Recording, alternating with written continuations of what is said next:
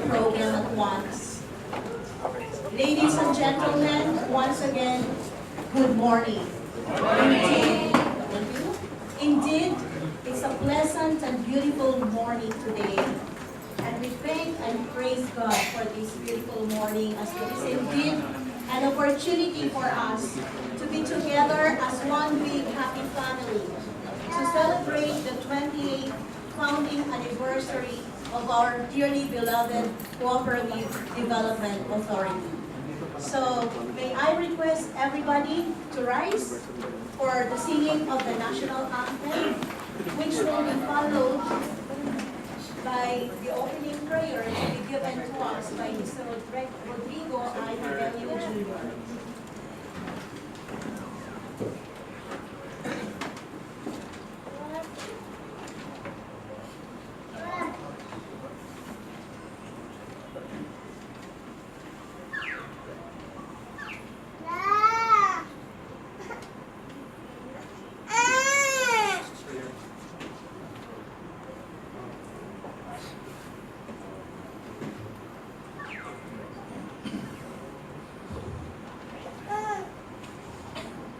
Good morning.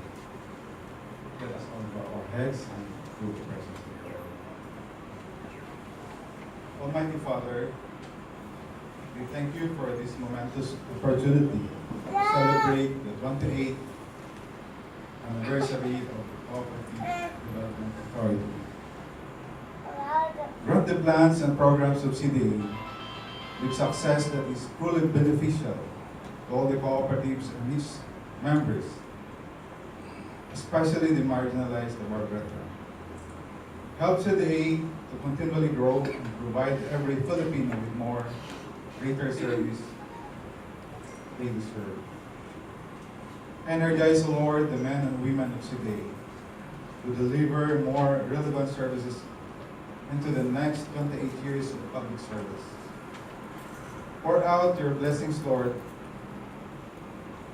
to the CDA administrators, management officers, and all personnel nationwide to go forward with vigor and purpose to serve even better. We thank you, Lord, for all the support we have received, including our agency partners represented by our guests today, and all the cooperative advocates that have allowed us to do the work of playing our part in your mission. We pray, Lord, that you would continue to protect us, guide us, and sustain us as we go forward from this 28th-year anniversary commemoration and onwards. Bless this gathering, O Lord, and grant us the joy to celebrate the glory of your name. For Christ our Lord, who lives and reigns with you, the Holy Spirit, one God, now and forever. Amen. In the name of the Father.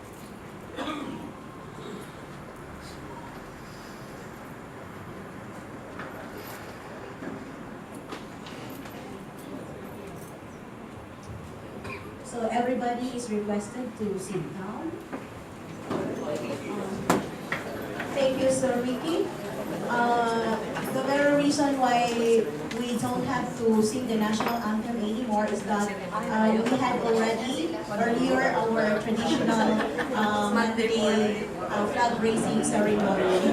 So everybody was surprised kung bakit hindi na tayo kumanta ng ating pambansang awit. So yun po ang dahilan. By the way, I am Attorney Mona, and I am delighted to be your facilitator for today.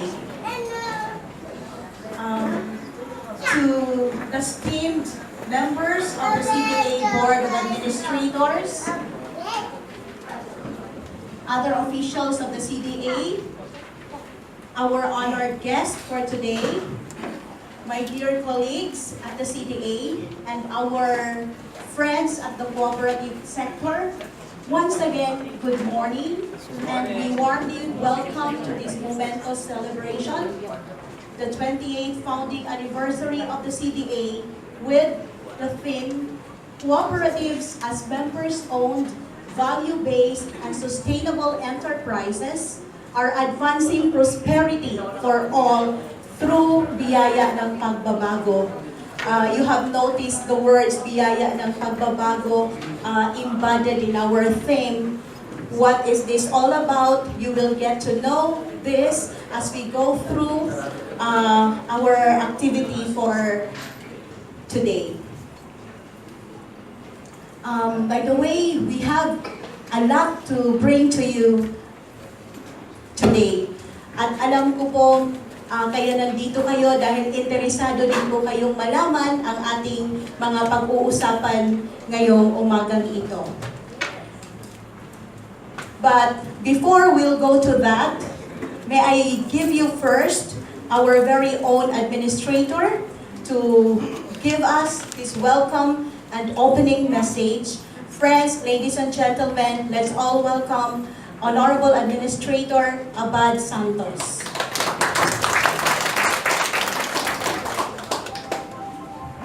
Magandang umaga po sa inyong lahat. Mukhang namumroblema ako kung saan. Yeah. Morning po. I remember in this rostrum, podium, it is my first year anniversary as administrator. March 10 po, nung nakapolo lang ako noon, I assumed office. At 28 years na po ang CDA, that was 1990. Naalala ko rin yun. With Butch Aquino and in the Senate and the lower house noon, inayos po ito. Kasama po namin sina Cesar Cortez. Wala sina Cesar dito ngayon. No? Yan, si Bien. Nandito si Bien. No? 28 years na po itong CDA. Before, bakot pa, PCOD. Siguro na-remember niyo yung mga nagpa-register noon sa PCOD, no? Late 80s, 70s, 80s, yun po yung mga nire-rehistro noon. Katulad po namin noon, I come from the transport sector. No? Naging general manager po ako ng the old and the defunct, the delisted KKPPI. Yun po yung kooperatiba na itinayo noong panahon pa ni Marcos. No? Kaya kami po sa transport, meron din po kaming alam sa kooperatiba. Kasi sabi po nung iba, kayo mga taga-transport, wala daw po kaming alam sa kooperatiba. Medyo masama po ang masakit sa loob namin pag naririnig namin na kaming galing sa larangan ng transportasyon ay palaging sinasabihan na ganun. No? Just imagine po, pangatlo na po akong administrator coming from the transport sector. No?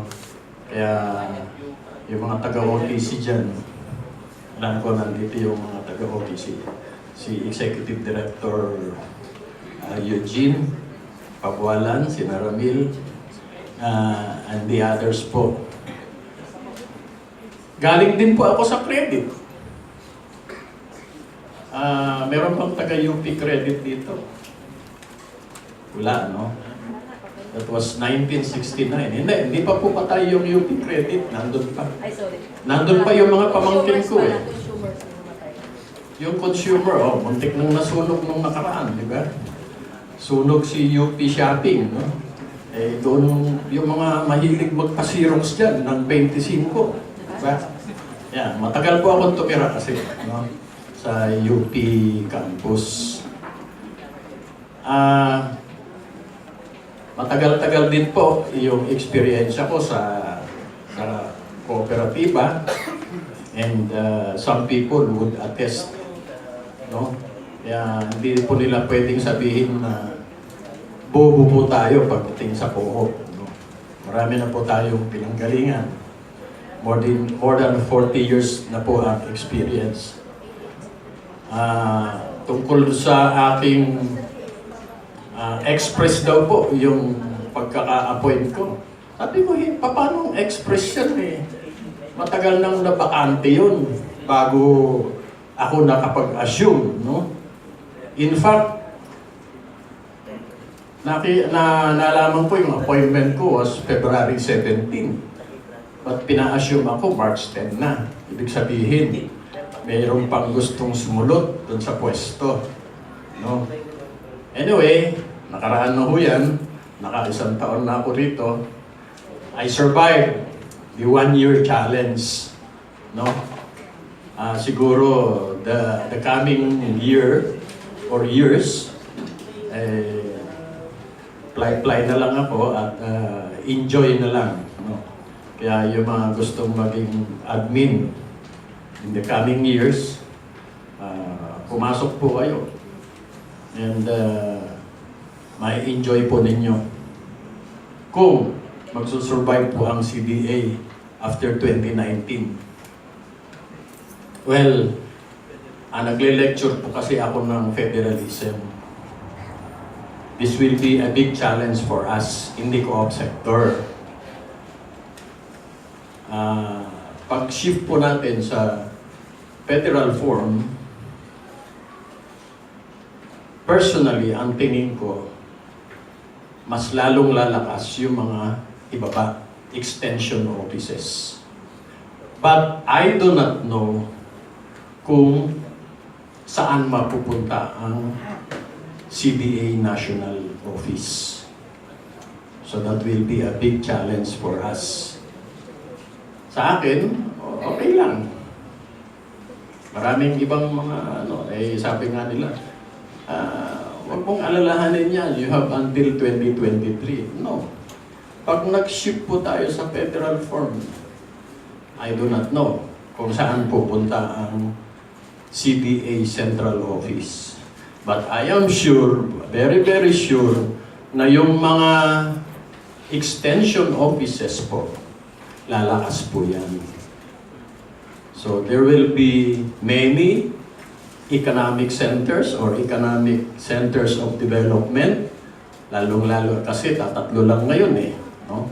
Well, hindi na po ako mag-lecture about federalism kasi umiikot naman po kami. Tinanong din ako, bakit ka nag-lecture ng federalism? Co-op sector yan. Sabi ko, cooperativism is federalism. Napakasimple po. Intindihin po ninyo, principle number 4 is independence and autonomy. Prinsipyo ng kooperatiba. Aspiration din po ng federalism is independence and autonomy. So kung nagkakaintindihan kayo nun, hindi na masyadong maraming paliwanag, hindi ba? Concern for the community, member economic development, democratic control, lahat po ng mga yan ay advocacies and aspirations ng federalismo. So ganun po. Anyway, we are celebrating our 28th anniversary.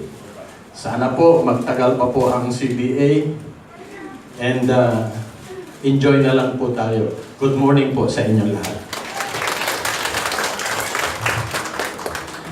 Thank you, Administrator Abad Santos, for the warm welcome. So history-wise, it was by virtue of RA 6939 that CDA was created, and the same was enacted on March 10, 1990. Actually, kicked-off rides were had earlier in Davao City.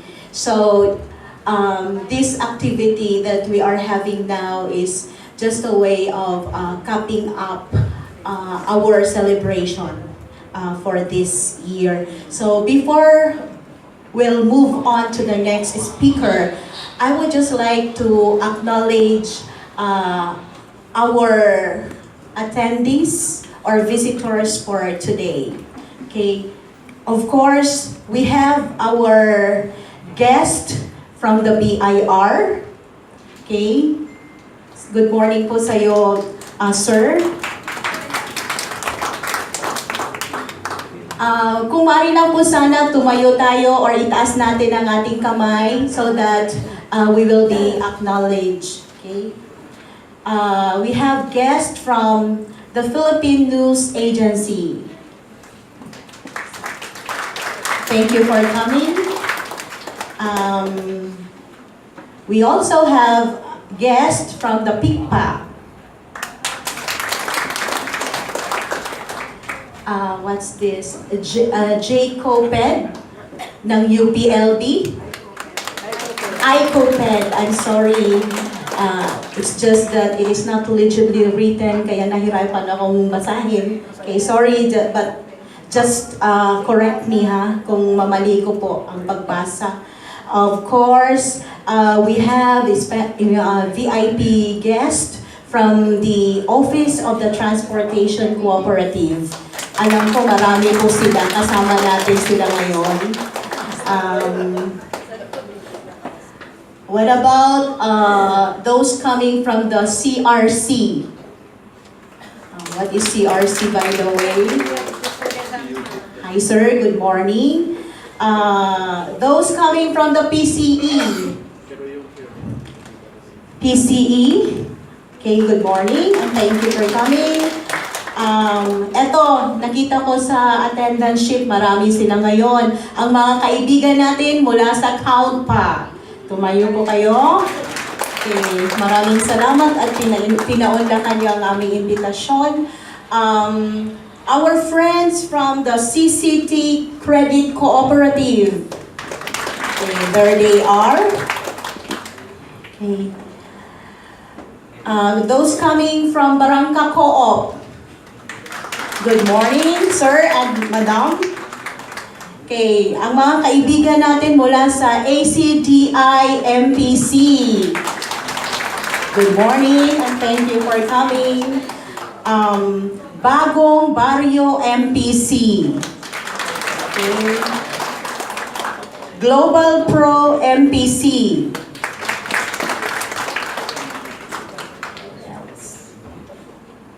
Antipolo UV Transport Cooperative. Of course, sigurado po tayo na meron tayong mga kasamahan mula sa ating transport service cooperatives. Molino Ayala Transport Service Cooperative. Luzon Transport Cooperative. Original TSMPC. Tribe Operators Transport Service MPC. CUMC. We are two CUMC. Okay, thank you. I'm sorry? Muntinlupa or Mandaluyong? It's only CUMC that is written here. That's why I cannot say. So I was asking Which why one? there are two CUMCs. Okay. I'm from Mandaluyong, they are from Muntinlupa. Okay. Thank you, ma'am, for that, and we all welcome you here. Okay.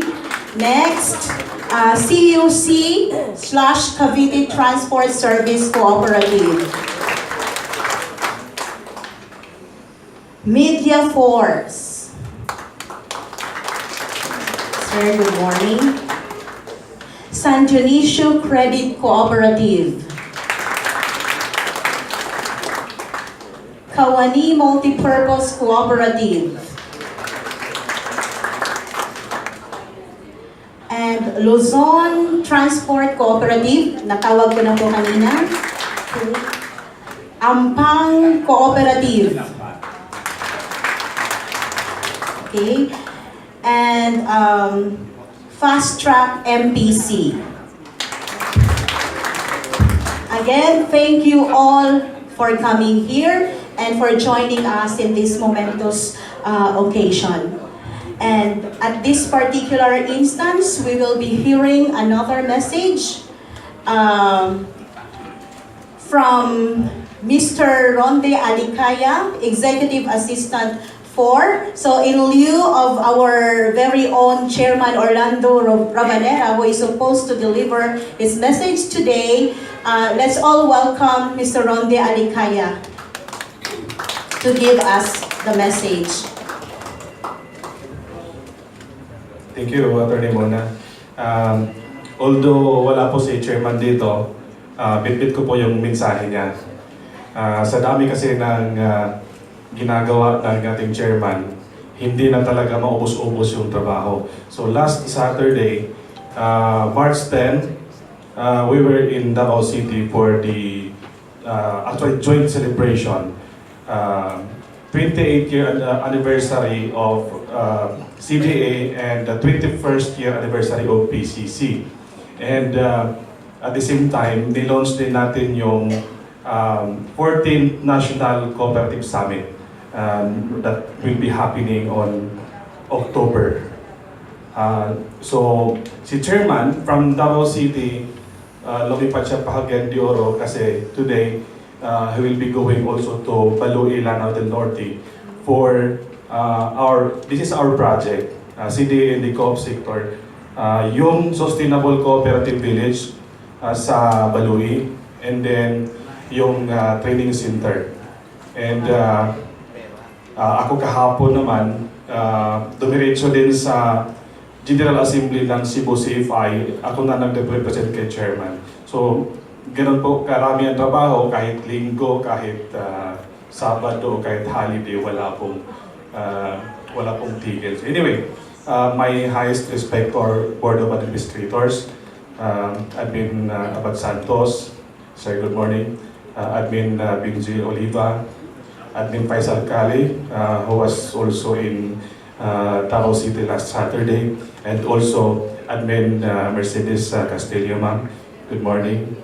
And to our Acting Executive Director, Sir Giovanni Platero, to our officials of CDA, and all personnel, happy 28th year anniversary.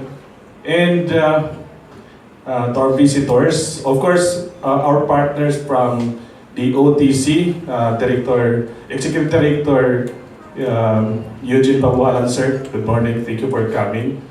And our partners also from BIR, thank you for coming also. And of course, our partners, the cooperative sector, I will not mention you by one by one, but thank you very much for coming. So, itong bit ko ngayon ay message ni Chairman. And usually, pagka walang script si Chairman ang sasalita ng minimum of 1 hour. So, ito gagawin ko in siguro mga 20 minutes. Anyway, so, ito po ang mensahe ng ating Chairman. March 2018 marks the 28th year of the Cooperative Development Authority having been created by virtue of RA 6939 in 1990 in pursuance of the constitutional provision, which is to create an office that shall promote the viability of cooperatives as instruments of equity, social justice, and economic development.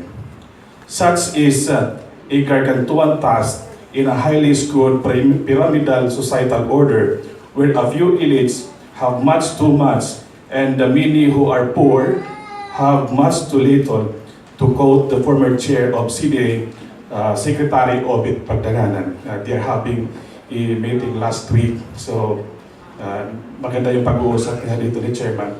And then, pinakita din ni former chair Pagdanganan yung kanyang libro. What was in the mindset then of Chair Obit was the socio-economic expert's description of Philippine society as one characterized by the control of the elite and the oligarchs, prodding us to reflect on who really profits, who decides, who controls the economy.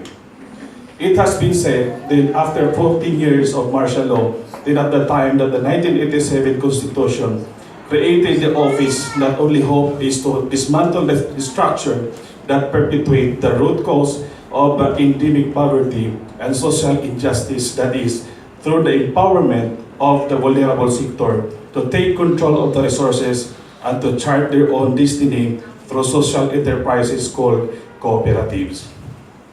Indeed, all these years in the cooperatives have gained momentum, becoming transformative and liberating social force. Yes, they come from all walks of life, the farmers, fisher folks, women, workers, indigenous people, small vendors, the handicapped, the homeless, drivers, reform combatants, and even former victims of drugs. They all believe that cooperativism is the answer against the onslaught of hunger and poverty. That is why they have collectively harnessed the collective energies, potentials, and experiences for social transformation. They have pulled whatever major resources they have, ardently believing that a people united can never be defeated. So, where are the cooperatives now in the people's struggle to craft their own destiny, to effect paradigm shift from neoliberal paradigm that is only successful in sacrificing the people and the environment to the altar of greed and profit to one that is liberating and sustainable?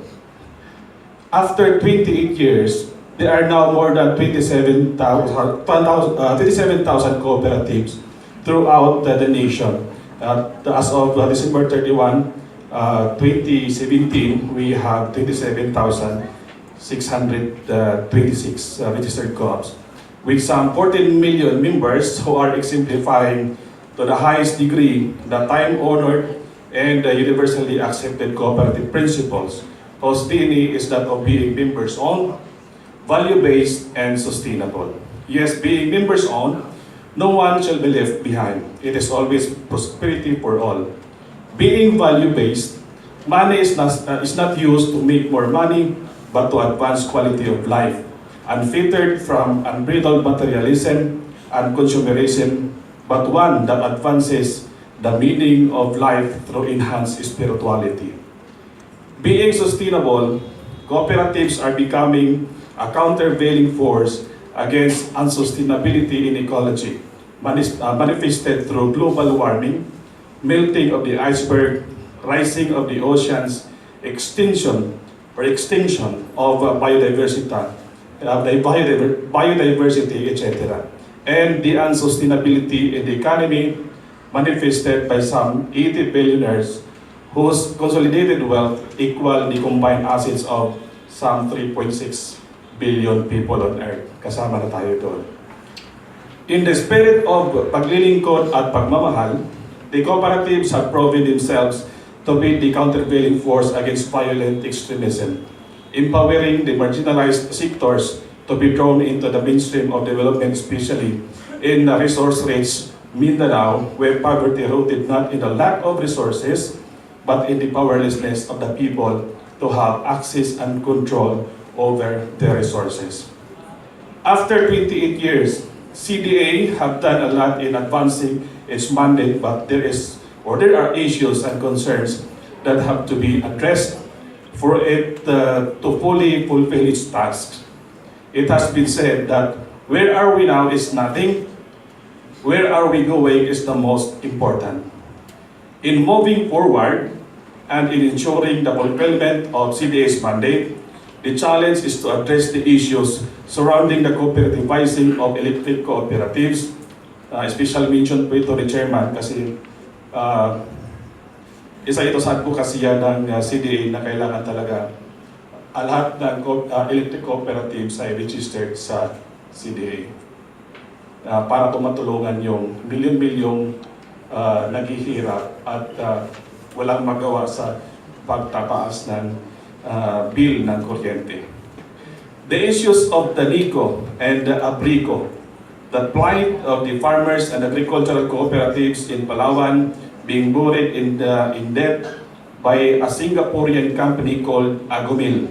And this coming March 19, meron pong hearing ulit sa Kongreso para po dito sa issue na ito, yung sa Agumel sa Palawan. And ang request ng mga co-ops, lalo ng mga IB co-ops, dapat nandun si chairman kasi si chairman daw ang kanilang kakampi. So, nandito si chairman sa 19. And most of all, the strengthening of CDA to have its needed manpower. Underman po tayo, 700 plus supposed to be, but if I'm not mistaken, we're only 600 plus.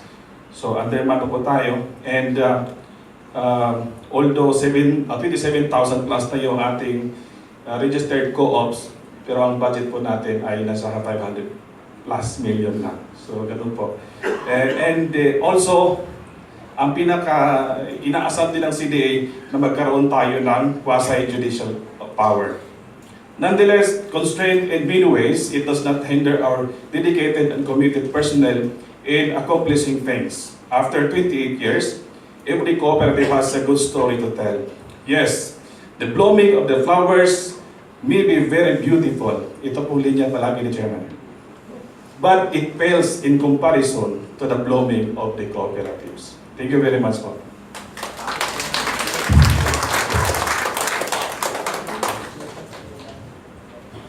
Thank you so much, Sir Ronde, for bringing to us the heartfelt message of the chair, who, because of equal important activities to attend to, is physically unable to be with us today, but we know that in spirit he is always here with us. So again, thank you. And we would like to inform everyone here that the CDA article concerning its 28th founding anniversary is published in the Manila Times. I believe meron po tayo mga dinidistribute, no, na copies ng Manila Times. So just browse and read it na lang po.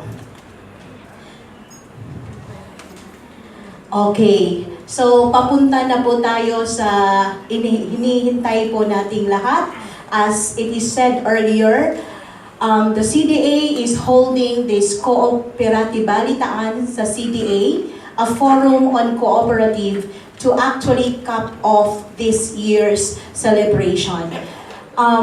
This year's Cooperativalitaan will bring to you the hottest, the latest, and the most interesting news, information, and topics involving the CDA and the co-op sector as well. So, pinipili po namin talaga tong topics na to kasi alam namin na interesado po kayong mapakinggan ito. They are actually banner programs of the present Duterte administration. So, ang mga topics po na ito ay ang mga sumusunod. We will hear about the train law and its effects to cooperatives, the PUV modernization program, and the so-called Biyaya ng Pagbabago and the CDA's anti-poverty initiatives. Okay. So without much further ado, may I call on our presenters for the said topics. So let me introduce each of them to you. So first, to share and present to us the train law and its effects to cooperatives, we have here with us our guest from the Bureau of Internal Revenue, who hails from Banga Aklan. He is married, and among his special projects or achievements are the following. Okay? So for the information of everybody, he is the revenue officer who investigated the fraudulent sale of Cibeles Insurance Corporation to Royal Match Incorporated, wherein the Supreme Court decided in favor of the BIR, directing the estate of the late Benigno Toda Jr. to pay 79 millions of tax and the penalties until paid. And this case is being used as one of the precedents in the run after the tax evaders case. He is also a member of the National Task Force on IPPs that collected more than billion pesos tax, which made him a member of the prestigious Commissioner Centennial Billionaire Club. A commendation certificate was given to him by Commissioner Guillermo Paraino Jr. A lecturer since 2003 as to the latest tax issuances in various dialogues, forums with the various taxpayers like BOI and PEZA registered enterprises, PICPA members, students, Freemasons, Rotarians, insurance agents, unions, cooperatives, Philippine Army, LGU personnel, contractors, politicians who were candidates, and graft investigators of the Ombudsman. A lecturer of corruption prevention, income tax, VAT, percentage tax, withholding tax, transfer taxes, and tax fraud to both assessment and non-assessment revenue officers in the GRCO, a member of the Speaker's Bureau of the BIR. He is also a representative of the BIR in all the meetings being called by the National Competitive Council, a writer of the VAT Update Module 200 that was used in the lecture to the members of the VAT Audit Group in the BIR. A member of the Technical Working Group of the Bids and Awards Committee of the BIR, a member of the BIR Calendar Committee, a representative of the BIR in the drafting of the Executive Order Number 44 on Yolanda Rehabilitation, President, Batch 23, Class Uprightness, Human Virtues, Values in Government Organization. And he was commended by Cito Beltran in his column in the Philippine Star sometime in 2018. Ladies and gentlemen, our speaker for today is the OIC Assistant Chief, Customer Assistance Division of the BIR, Mr. Rex Paul R. Recoter. Sir, we request you to please sit in front of the audience. Opo na lang po muna tayo as I call on the other presenters to share to us about the PUV Modernization Program. We have our guest speaker from the Office of the Transportation Cooperative. He is the Board Secretary of the OTC. Ladies and gentlemen, may I call on Mr. Ramil S. Urrera. Please join us here, sir.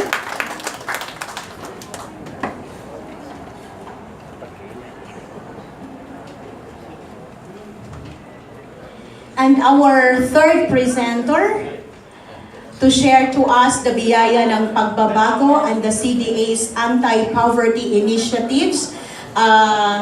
We have here with us our very own Acting Executive Director, Mr. Giovanni T. Platero. So sila po ang mga magbabahagi sa atin ngayon ng mga importanteng balita at impormasyon na may kinalaman po sa ating ahensya at sa mga kooperatiba. Before we'll start with the first presentation, I would just like to acknowledge the presence of Mr. Rolly Lakay Gonzalo of DWIZ and National Press Club. Sir, nasaan po kayo? Thank you for coming. We also have here with us Mr. Danny Ang, the CEO of PCC. Okay, thank you for coming. Okay, so ito po ang magiging flow ng ating Cooperative Balitaan ngayon.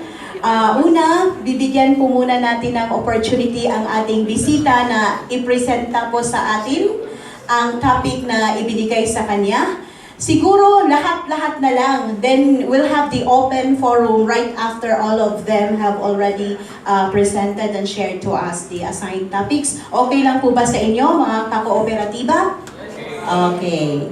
So, to start off, let me call on once again Mr. Rex Paul, our Recoter of the BIR, to present to us the trade law and its effects on the cooperatives. Thank you very much, ma'am. Good morning.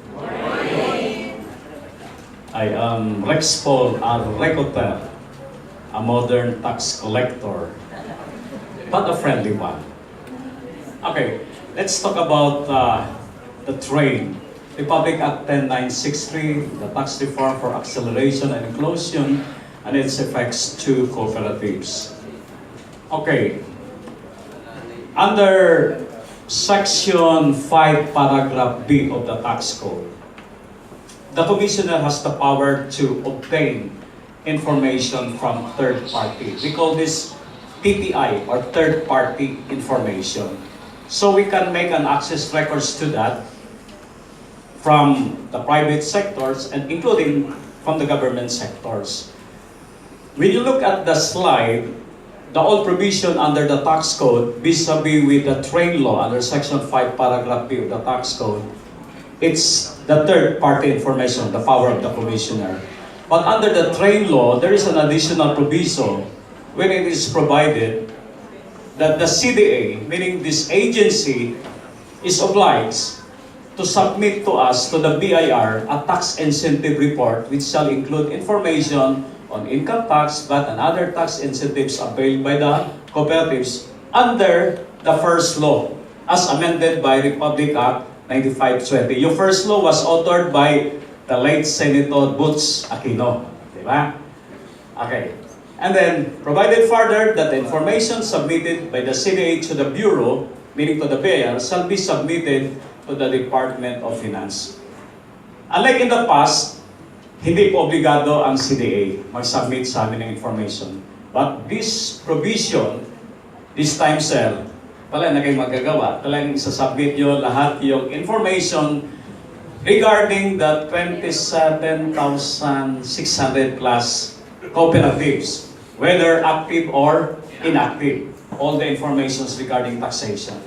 And in return, also the BIR shall submit this information to our mother agency, to the Department of Finance, pursuant to the provision of Republic Act 10708, otherwise known as the Tax Incentives Management and Transparency Act, or the TIMTA law.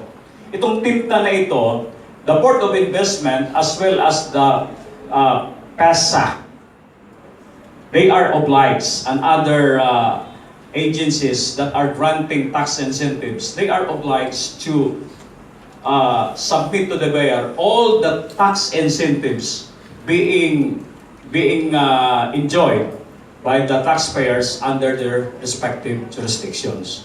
So in the same manner, all cooperatives i-inform din si BIR at saka sa i-ano rin namin sa DOR. There is a proposal now that yung mga tax incentives being enjoyed by BOI registered enterprises and the PESA registered enterprises, nire-review ngayon. Kasi masyadong marami na po yung mga incentives na binibigay sa kanila. So ito po yung nire-review at that will be part of the package to sa trade law. Now, under Section 6, the power of the Commissioner, the BIR audits all kinds of accounts. So, sino na bang na-audit dito ng BIR? Taas ang kamay. Na-audit na kayo, ma'am? Na bigyan kayo ng love letter ng BIR? Yung love letter na yan, letter of authority. Okay. So, in the past, under the joint resolution signed between the CDA and the Department of Finance, at saka provision yon, before the BIR could audit any cooperative, kailangan mo ng permission ng CDA. But under this provision, under the trade law, sabi dito, under Section 6, Paragraph A, audit of books of accounts of any cooperative, notwithstanding any law requiring the prior authorization of any government agency or instrumentality, meaning we can proceed even without asking the permission of the CDA. So, pag pinadalhan namin kayo ng letter of authority signed by the regional director, huwag na kayong pumunta because explicit provision ito under the trade law. We can audit you anytime. Okay. So note, in other words, the BIR can audit any cooperative even without the authorization from the CDA. Okay. May mga empleyado kayo, taas ang kamay. Lahat, may empleyado. Next question. Magpasweldo ba kayo? Minimum wage or above minimum? Pag minimum, wala tayong problema. Because the provision under the minimum wage law, Republic Act 9504, exempt po. There is no need to withhold the withholding tax on compensation. Pag above the minimum, ito na po, under the trade law. This is the new progressive rates. So, pag not over 250,000 in a year, walang problema. Walang buwis. Kasi dito, whenever I explain the progressive taxation, wala kita, wala buwis. Liit kita, liit buwis. Laki kita, laki buwis. Karamihan na hindi maintindihan. This time, under the trade law, it is provided maximum of 4 pages, whether in paper or electronic form. And it shall only contain the information as required in the income tax return of taxpayers, individual taxpayers.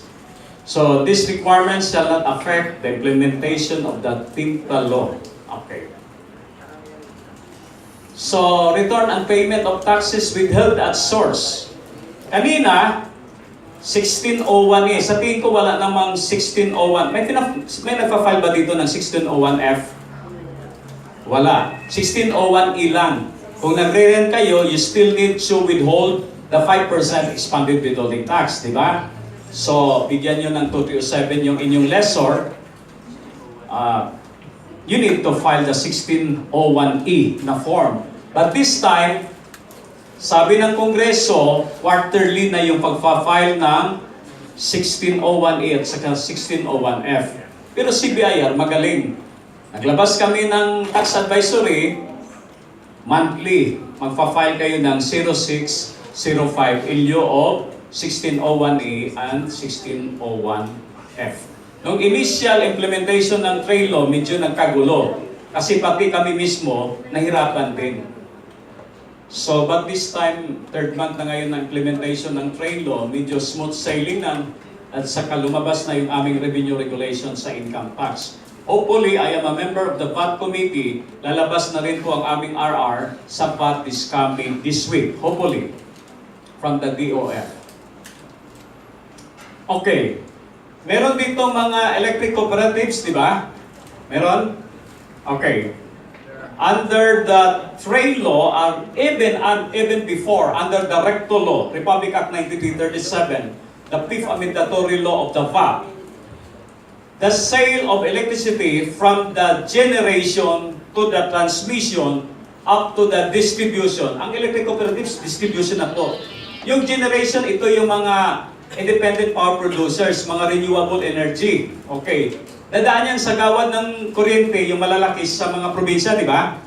Transmission ang tawag doon, Transco, under the EPERA law, but this time, National Grid Corporation na ngayon yan, which is controlled by the SM Group, together with some Chinese investors, mga big Chinese companies sa China. Okay, yung ating National Grid Corporation. Yung distribution companies, yun yung Meralco, at saka yung electric cooperatives. So, lahat yon may VAT from generation, transmission, up to the distribution. May value-added tax. Carry over pa rin sa trade law. Exempt transactions, Section 109, ilagay ko na lang yan. May agricultural cooperatives dito?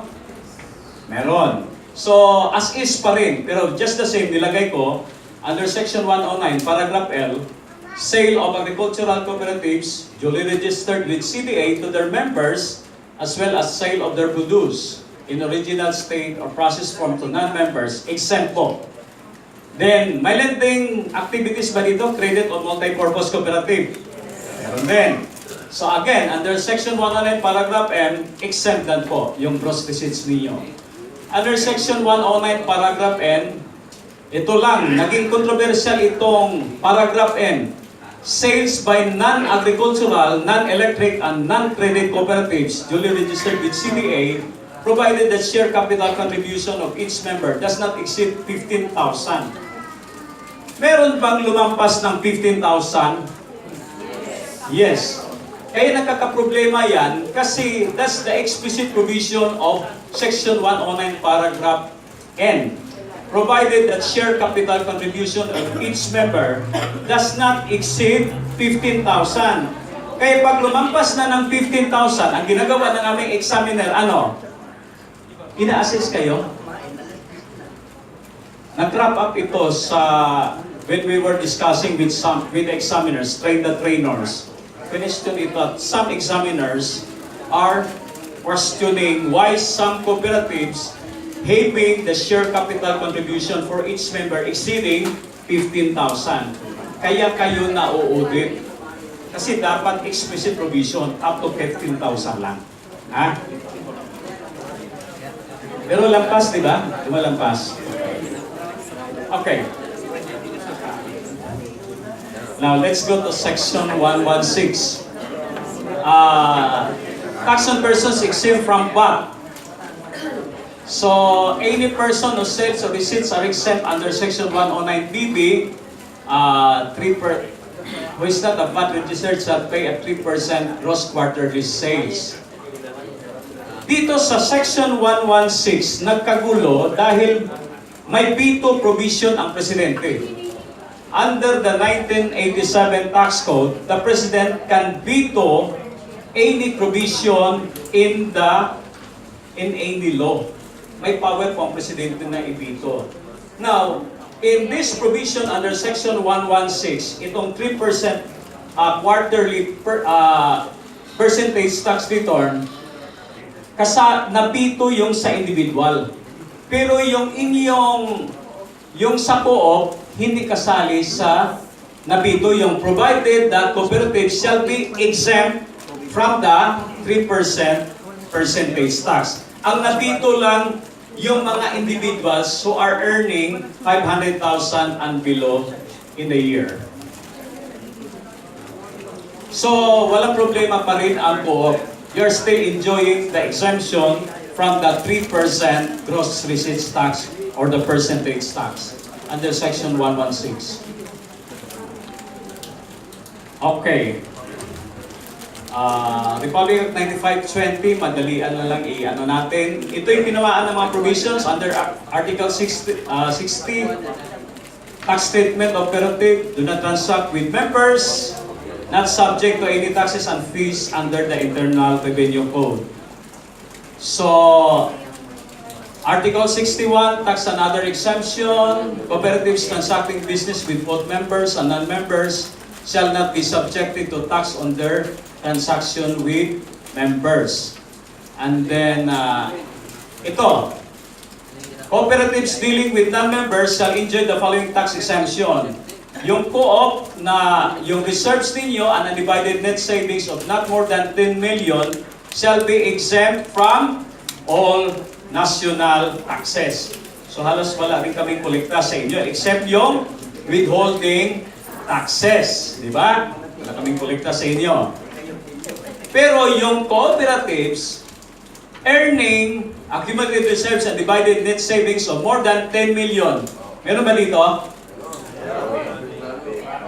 Marami. More than 10 million. Ano na kayo? Pwede na kayong padalhan ng love letter ng LA. Hindi kayo ligtas sa amin. So, you're required now to bayad na for 30% income tax.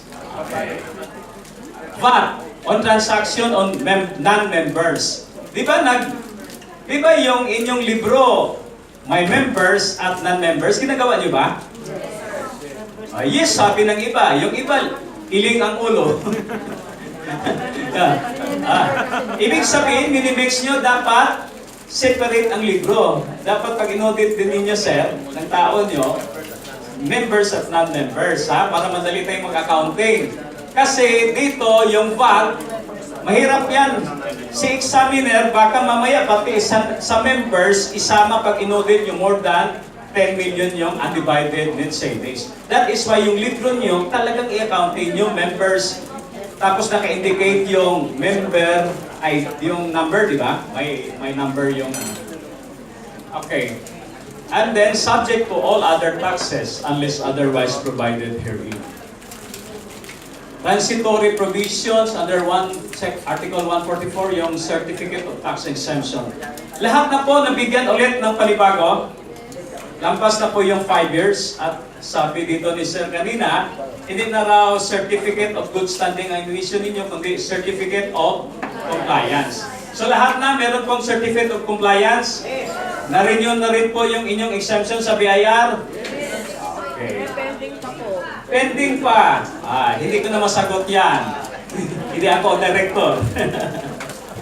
Okay, what else? Then joint RMC 12-2010, yung Joint Rules and Regulations. May kopya po kayo nito. I-type nyo lang. Joint Rules and Regulations. Paki-ano nyo, pakisulat nyo yung RMC 12-2010. Ha? So that maano ninyo, then basahin na lang ninyo.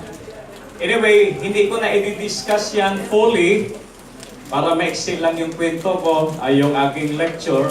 Then mamaya sa open forum, pag anong tanong nyo, doon na lang ko sagutin. And then, I would like to end this short lecture kasi ma-excel lang po tinamaan ng train. Quoting 12 Little Things by Attorney Alexander Lacson. Whenever you buy something, always ask for receipts. O, nag-issue ba kayo ng resibo sa Co-op? Yes. Yung resibo nyo ba may ATP? Yes. Very good. Kung walang ATP, huli. And then, on the 10, yung pang-10, pay your taxes. Ha? Mag-buy po tayo ng tamang buwis. Kasi kailangan po ng gobyerno para tumaas po yung budget ng CDA from 500 million to 1 billion ba? 1 billion. Okay. Hopefully sa 2019. And finally, I would like to quote the Bible.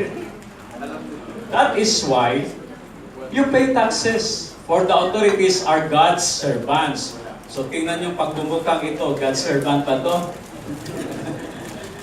Who give their full time to governing. Give to everyone what you owe them. If you owe taxes, pay taxes. If revenue, then revenue. If respect, then respect. If honor, then honor. That's Romans 13, verses 6 to 7. That's all. Thank you and God bless us all. Thank you so much, Sir Recoter. I'm quite certain that after having heard the zealous presentation of Sir, you will have a lot to ask later, no? So just reserve them sa ating open forum. Okay. So tuloy-tuloy lang po tayo. This time we have another interesting topic to talk about, and this will be on the PUV Modernization Program. So ladies and gentlemen, I'll bring to you Mr. Ramil S. Urrera, Board Secretary of the Office of the Transport Cooperative.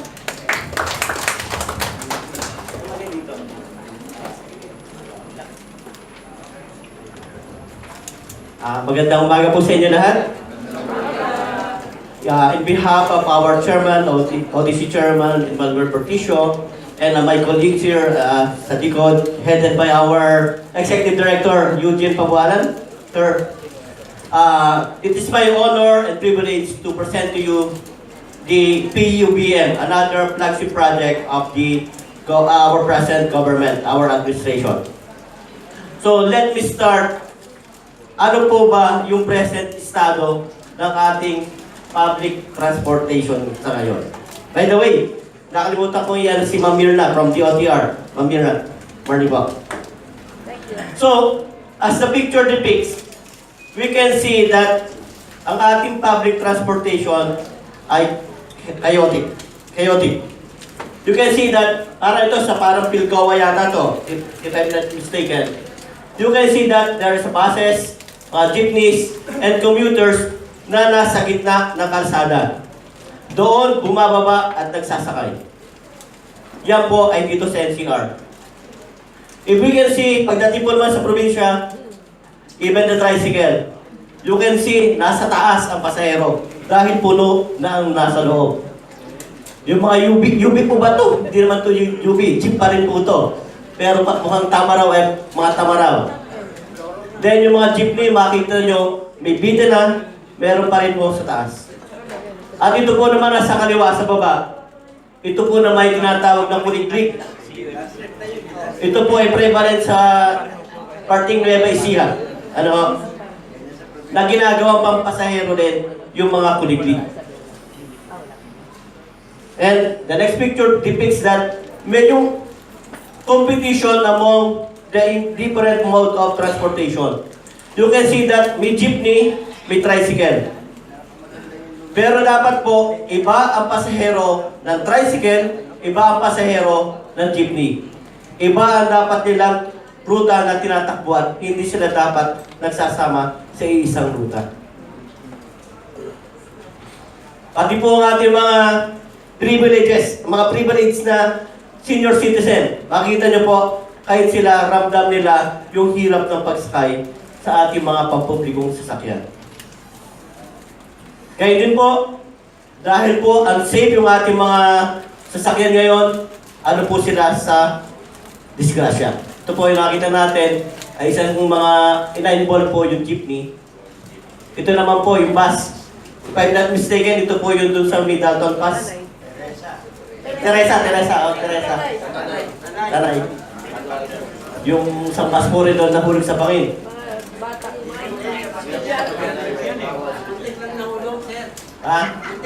Muntik na mahulog.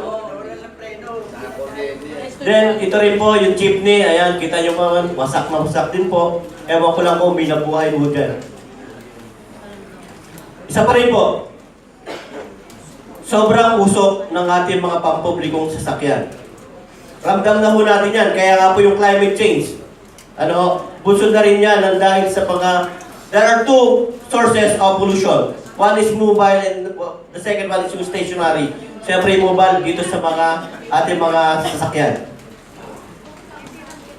So ito po yung ating pampublikong transportasyon ngayon.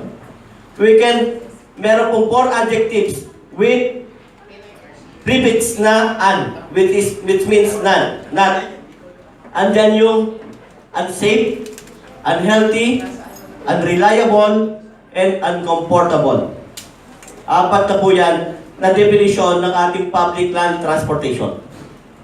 Sinasabi rin po rito ng PUBs and PUJs serve 67% of demand but use 28% of road space. Yan po according to JICA. And the PUJs dominate road-based public transportation. Mas marami ang jeepney sa ating lansangan. Wherein 234,000 plus. Ayon po yan sa data ng LTFRB noong 2016. And 90% of that number of PUJs ay more than 15 years old na po o mga luma na. Then 70% of ambient air pollutions in Metro Manila and up to 80% in other cities are caused by or brought by PUJs. Then PUJ passengers are more likely to engage sa mga aksidente dahil nga po hindi po safe yung ating pampublikong transportasyon, particularly yung jeepney. Sa ngayon po, ang ating jeepney, nasa likuran pa ho yung daanan at pasukan. Hindi po ba? Yun po ay deemed unsafe. So ano po bang effect ng ating pampublikong, hindi magandang pampublikong transportasyon? Particularly na po sa yung dulot ng traffic.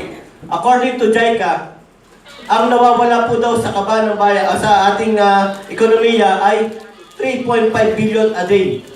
Yung po ang nawawala. Noong 2014, yan po ay 2.4. Pero 2017, naging 3.5 na po yan at tatas pa kung hindi gagawa ng paraan ng ating gobyerno na maayos ang ating trapiko sa ating bansa. Pangalawa po, andyan din po yung pamilya po ba naman kayo sa Ambition 2040 ng NEDA?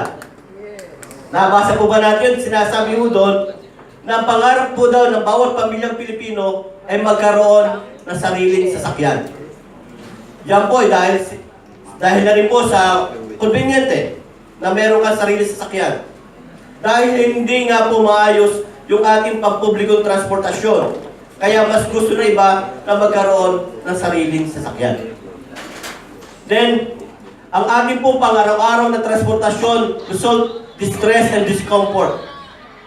Papasok ka pa lang po para ka nang pauwi sa sobrang pagod. Hindi po ba? Ramdam po yan ng lahat ng mga mananakay. Katulad kong commuters na araw-araw ay sumasakay ng pampublikong jeep papunta at pauwi ng aming tanggapan. Ano ho? So ito po yung mga main objectives ng Public Utility Vehicle Modernization Program.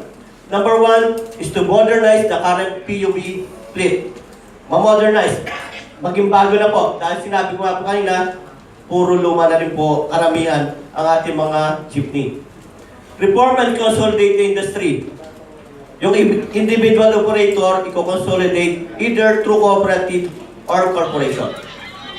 Then move towards low emission public utility vehicle. Mabawasan po yung mga maduming usok na binubugan natin sa sakyan. Then improve welfare of commuters and encourage model shift. Improve standards of living of drivers, operators, and their families. So yan po ang mga main objectives ng ating PUBM. So the Public Utility Vehicle Modernization Program, ito po yung isa sa pinakamalaking proyekto ng ating pamahalaan sa ngayon na hindi po ito infrastructure pero isa sa pinakamabigat na trabaho na ngayon nakaatang sa DOTR at kanyang mga attached agency, line agencies tulad po ng OTC, LTFRB, LTO, etc. So ang PUBM po ay may 10 components. Ito po, una-una yung regulatory reform, which is the Omnibus Franchising Guidelines na inisyo ng ating ni Secretary Tugade noong July 2017. Andyan din po yung tinatawag na LGU Local Public Transport Route Planning. May papaliwanag po natin yan kung ano po ba yung LPTRP na tinatawag. Andyan din po yung road rationalization, fleet modernization, and industry consolidation. Sinasabi ko kanina na individual operators i-convert or kailangan mag-form sila into cooperative or corporation. Andyan din po yung financing ng PUB modernization in partnership with 2 GFIs, Land Bank, and DBP. Then yung Vehicle Useful Life Program. Yung Vehicle Useful Life Program, inaano nga po, ang jeepney, binigyan po ng 15 years na magiging ano dyan. So, kinakailangan po yung mga lalampas po dyan, scrap na po yung unit. Pero may scrappage program po dyan. Then sa initial implementation ng PUBM, dito po sa Metro Manila, we have 3 transport service cooperative na initial implementer ng PUBM. And one of the cooperative po ay nandito present po sa atin, ang Taguig Transport Service Cooperative. The second one is the Platero Sport Bonifacio Transport Service Cooperative, and the third one is the Senate Employees Transport Service Cooperative. Pero ang initial implementation po ay hindi lang po nakalimita dito sa NCR. Nationwide na po ang initial implementation. Sa Tacloban, may tumatakbo na po dito yung electric jeep, na nag-cater doon sa mga relocatees. Then, stakeholder support mechanism. So, ang ating gobyerno ay meron po rin social support program para sa mga maapektuhan ng PUBM. And then, communication. Kami po sa OTC, DOTR, LTFRB, nagkakameron po rin ng mga tinatawag na PUBM forum. So, nag-engage po kami sa mga stakeholders, pinapaliwanag ano po ba yung PUB Modernization Program at ano paghahanda na kinakailangan para maka-adapt sila dito sa ating programa.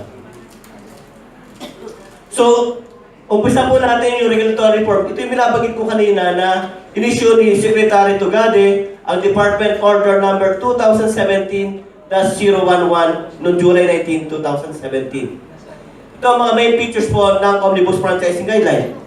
Local Public Transport Route Plan, Vehicle Specifications, Operator Requirements, and Transition Period.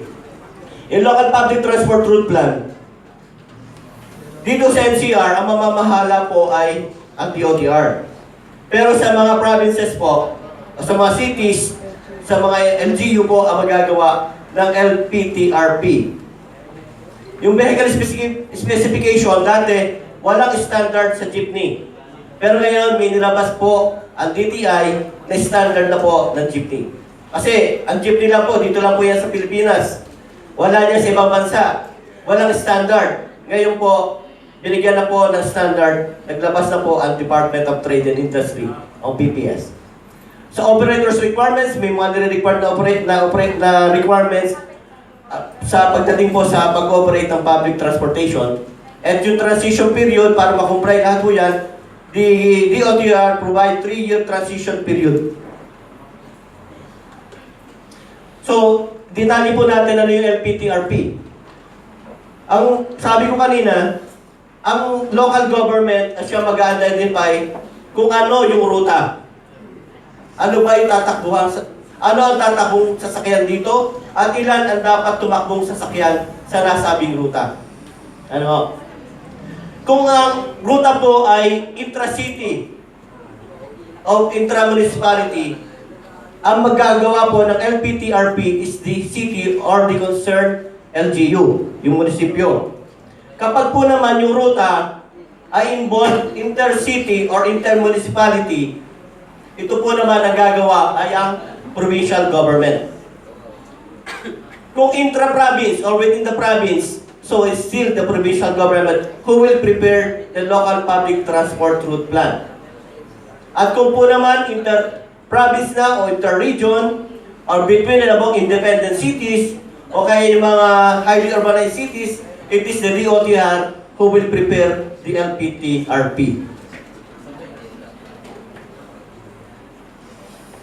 So dahil po dyan, nagkameron po ng Joint Memorandum Circular ang DILG at ang DOTR for the implementation ng LPTRP. Ang DOTR will conduct capacity building for LGU. Alam po naman natin, siyempre, kailangan i-train yung mga planners po ng LGU para po naman sa paggawa ng LPTRP. Then, after po ng capacity building, the LGU will prepare the LPTRP and submit the same to the LTFRB for approval. Kapag na-approve na po yan, saka po lang maumpisahan yung route rational, yung tinatag na rationalized route, doon maumpisahan ang pag-open ng franchise. So, ito yung mga processes. The LGU will draft the LPTRP, then submit the same to the LTFRB. The LTFRB will review the compliance of the LPTRP sa Omnibus Franchising Guidelines. Yung mga components ng OFG ay nasunod doon sa ginawang LPTRP ng LGU. Then the LTFRB will issue notice of compliance or notice of non-compliance depending on the result of the review. Kung compliance, then kinakailangan yung concerned LGU, whether the city or municipality or the province, shall issue an ordinance adopting the LPTRP and endorse the same to the LTFRB. Then, kung hindi po non-compliance po naman, then kailangan iayos o revisa muli ng LGU yung kanyang ginawang LPTRP upang maging conform dun sa Omnibus Franchising Guidelines.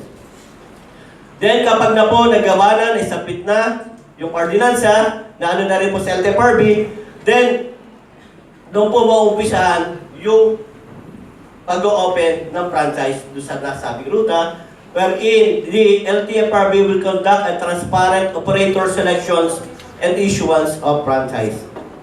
Pero siyempre, preference ang mga existing operator doon sa nasabing ruta. Ito po naman yung standard na binabanggit kanina. Based on DTI BPS and Clean Air Act. So yung bagong jeep o bagong unit ay kailangang environment friendly and compliant with the Clean Air Act. Ibig sabihin po, Euro 4 emission or better. Not necessary electric vehicle, kundi pwede ba sa Euro 4 or better. Ano? Pwede solar, pwede yung alternative fuel, mga CNG, etc. Ano? Sa safety side po naman, so dapat po, ang bagong sasakyan, ang pintuan ay hindi na po sa likod, kundi na po sa gilid. Ano? At meron na rin speed limiter. Yung mga buses, alam ko may mga speed limiter na. Speed limiter is already a law. Pero yan, ikakabit din po yan, even sa mga jeepney.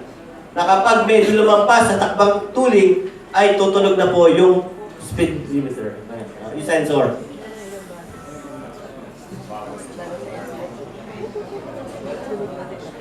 Pagdating sa security, meron na rin pong required na CCTV ang mga sasakyan. Meron rin pong GPS, may dashboard camera. Yan po ang mga kinakailangang features na meron ang ating bagong sasakyan. Sa comfort, convenience, AFCS. Ang AFCS po, yung automatic fare collection system, ito po yung beep card. Actually po yan ang ginagamit sa MRT. Sa DOTR, required yan sa mga highly urbanized city ang paggamit ng AFCS.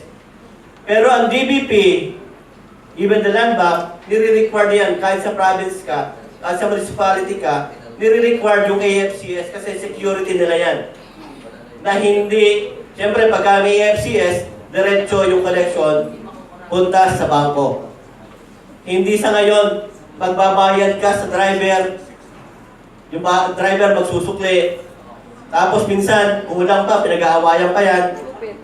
Yung driver nangungupit, nung kumuha ng pambili ng yosi, pantaya sa weteng o kung ano pa man. So ngayon, hindi na po yan mangyayari. Iba yung pagkain ng driver, doon na rin kinuha sa kita ng jeep, di po ba? So ngayon, hindi po. Kasi AFCS na po yung gagamitin. Lahat na yan diretso sa bangko. Kasi automatic na po yung connection. Then, meron din pong free Wi-Fi. May Wi-Fi na rin po na kung saan, siyempre, ang pinaka-convenient doon, ang maximum doon, ilang ba yung nakaupo, hindi na yung kasama yung standing.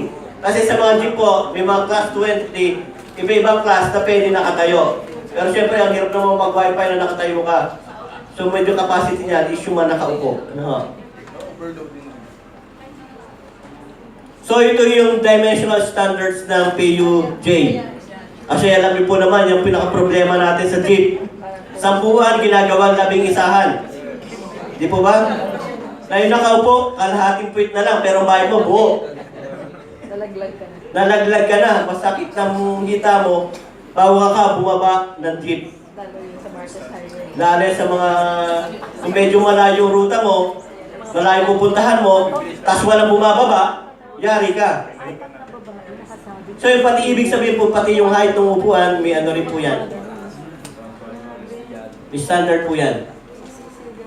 Then ito rin po yung tinatawag ng ECO-PUB program. An initiative of DTI Board of Investment to dedicate third cars program slot to support local manufactured PUB units. Ang BOI po kasi may tinatawag na cars program. Yung cars program po yan, may dalawa ng beneficiary. Para ito yung mga subsidy o incentives ng ating gobyerno sa mga local manufacturers. So yung unang beneficiary dito ay yung Toyota Vios at saka yung pong Mitsubishi Mirage. Yung pangatlong slot po, kasi tigna 9 billion po yan.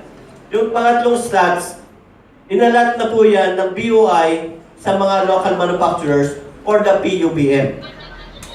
So ibig sabihin po niyan, dahil meron ng insentibo sila sa gobyerno, malilimit yung ceiling price ng pagbebenta ng kanilang sasakyan. Sa ngayon po kasi, dahil nga po, wala pa yung CARS program for the PUM, hindi pa po tapos, may sa initial implemento natin, minagsabit na po ng quotation para kung magkano yung initial na ano na sa sasakyan. Eh medyo mataas po.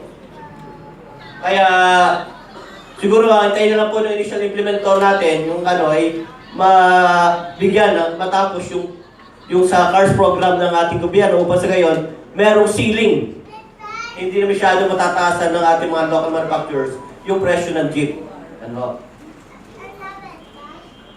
At saka yun pong issue, reliable after sales parts and services.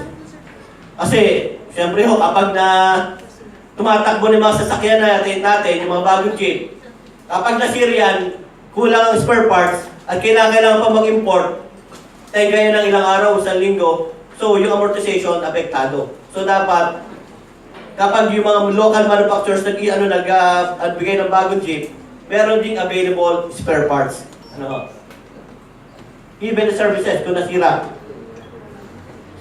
So ito po yung mga prototypes po ng PUB Class 2 and Class 3. Yung nasa una po, parang mukhang jeep pa rin. Iba naman, hindi na ganun katulad ng ating lumang jeep. Oh?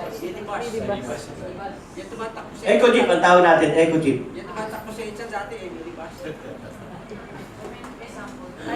Wala po tayong dala dito sample. Pero pagka nag-engage po tayo sa transport cooperative sector, kasama yung mga manufacturers, dadala po ng mga prototypes. So ito po yung Puso, Isuzu. Ayan po, nakita po natin nasa gilid na po yung sakayan at babaan. Ito po naman yung isang klase ng jeep na nasa gilid pa rin naman yung upuan at pwedeng tumayo. Ito po naman yung class 3 na facing forward po naman yung upuan at meron naman pong available para seat para sa PWD. At ito po yung mga features niya para po naman rin sa PWD. Ayan na ito yung mukhang jeep na medyo mas malaki kaysa dun sa jeep natin ngayon. Pero nasa gilid pa rin nasa gilid na yung pintuan. So the requirements for operators under the Omnibus Franchising Guidelines. Noong una, one franchise equals one unit. One operator, one unit, o kaya 2 units. Pero ngayon, they need to integrate or form themselves into cooperative or corporation or consortium. Kinakailangan rin mag-cooperate sila under fleet management. Hindi na po, ano po ba yung fleet management? Mamaya ipapaliwanag po natin ano ba yung bagong sistema under the fleet management. Kaya din po, kinakailangan po may safety officer. Dahil may mga common garage, hindi na po ang jeep ngayon ay paparada kung saan nandun yung bahay ng individual operator, nandun yung sasakyan. Na kahit ang gobyerno natin, magka meron ng road widening, hindi po nawa-widen yung road. Kasi nandun pa rin yung ating mga pampubliko sasakyan doon nakaparada. Ngayon po, may common garage. Lahat ng sasakyan, lahat ng jeep ay nandun po sa common garage. At bago lumabas, kinakailangan na-check yan ng safety officer na nasa ayos na kondisyon, hindi lang yung sasakyan, pati yung driver. Ano po? There is a provision na for every 40 units, kinakailangan na isang safety officer. 40. Kinakailangan din, meron sariling mekaniko ang ating transport operator, yung cooperative man o corporation. Kinakailangan din po na may sarili silang mekaniko na ito po ay 1 mechanic for every 10 units.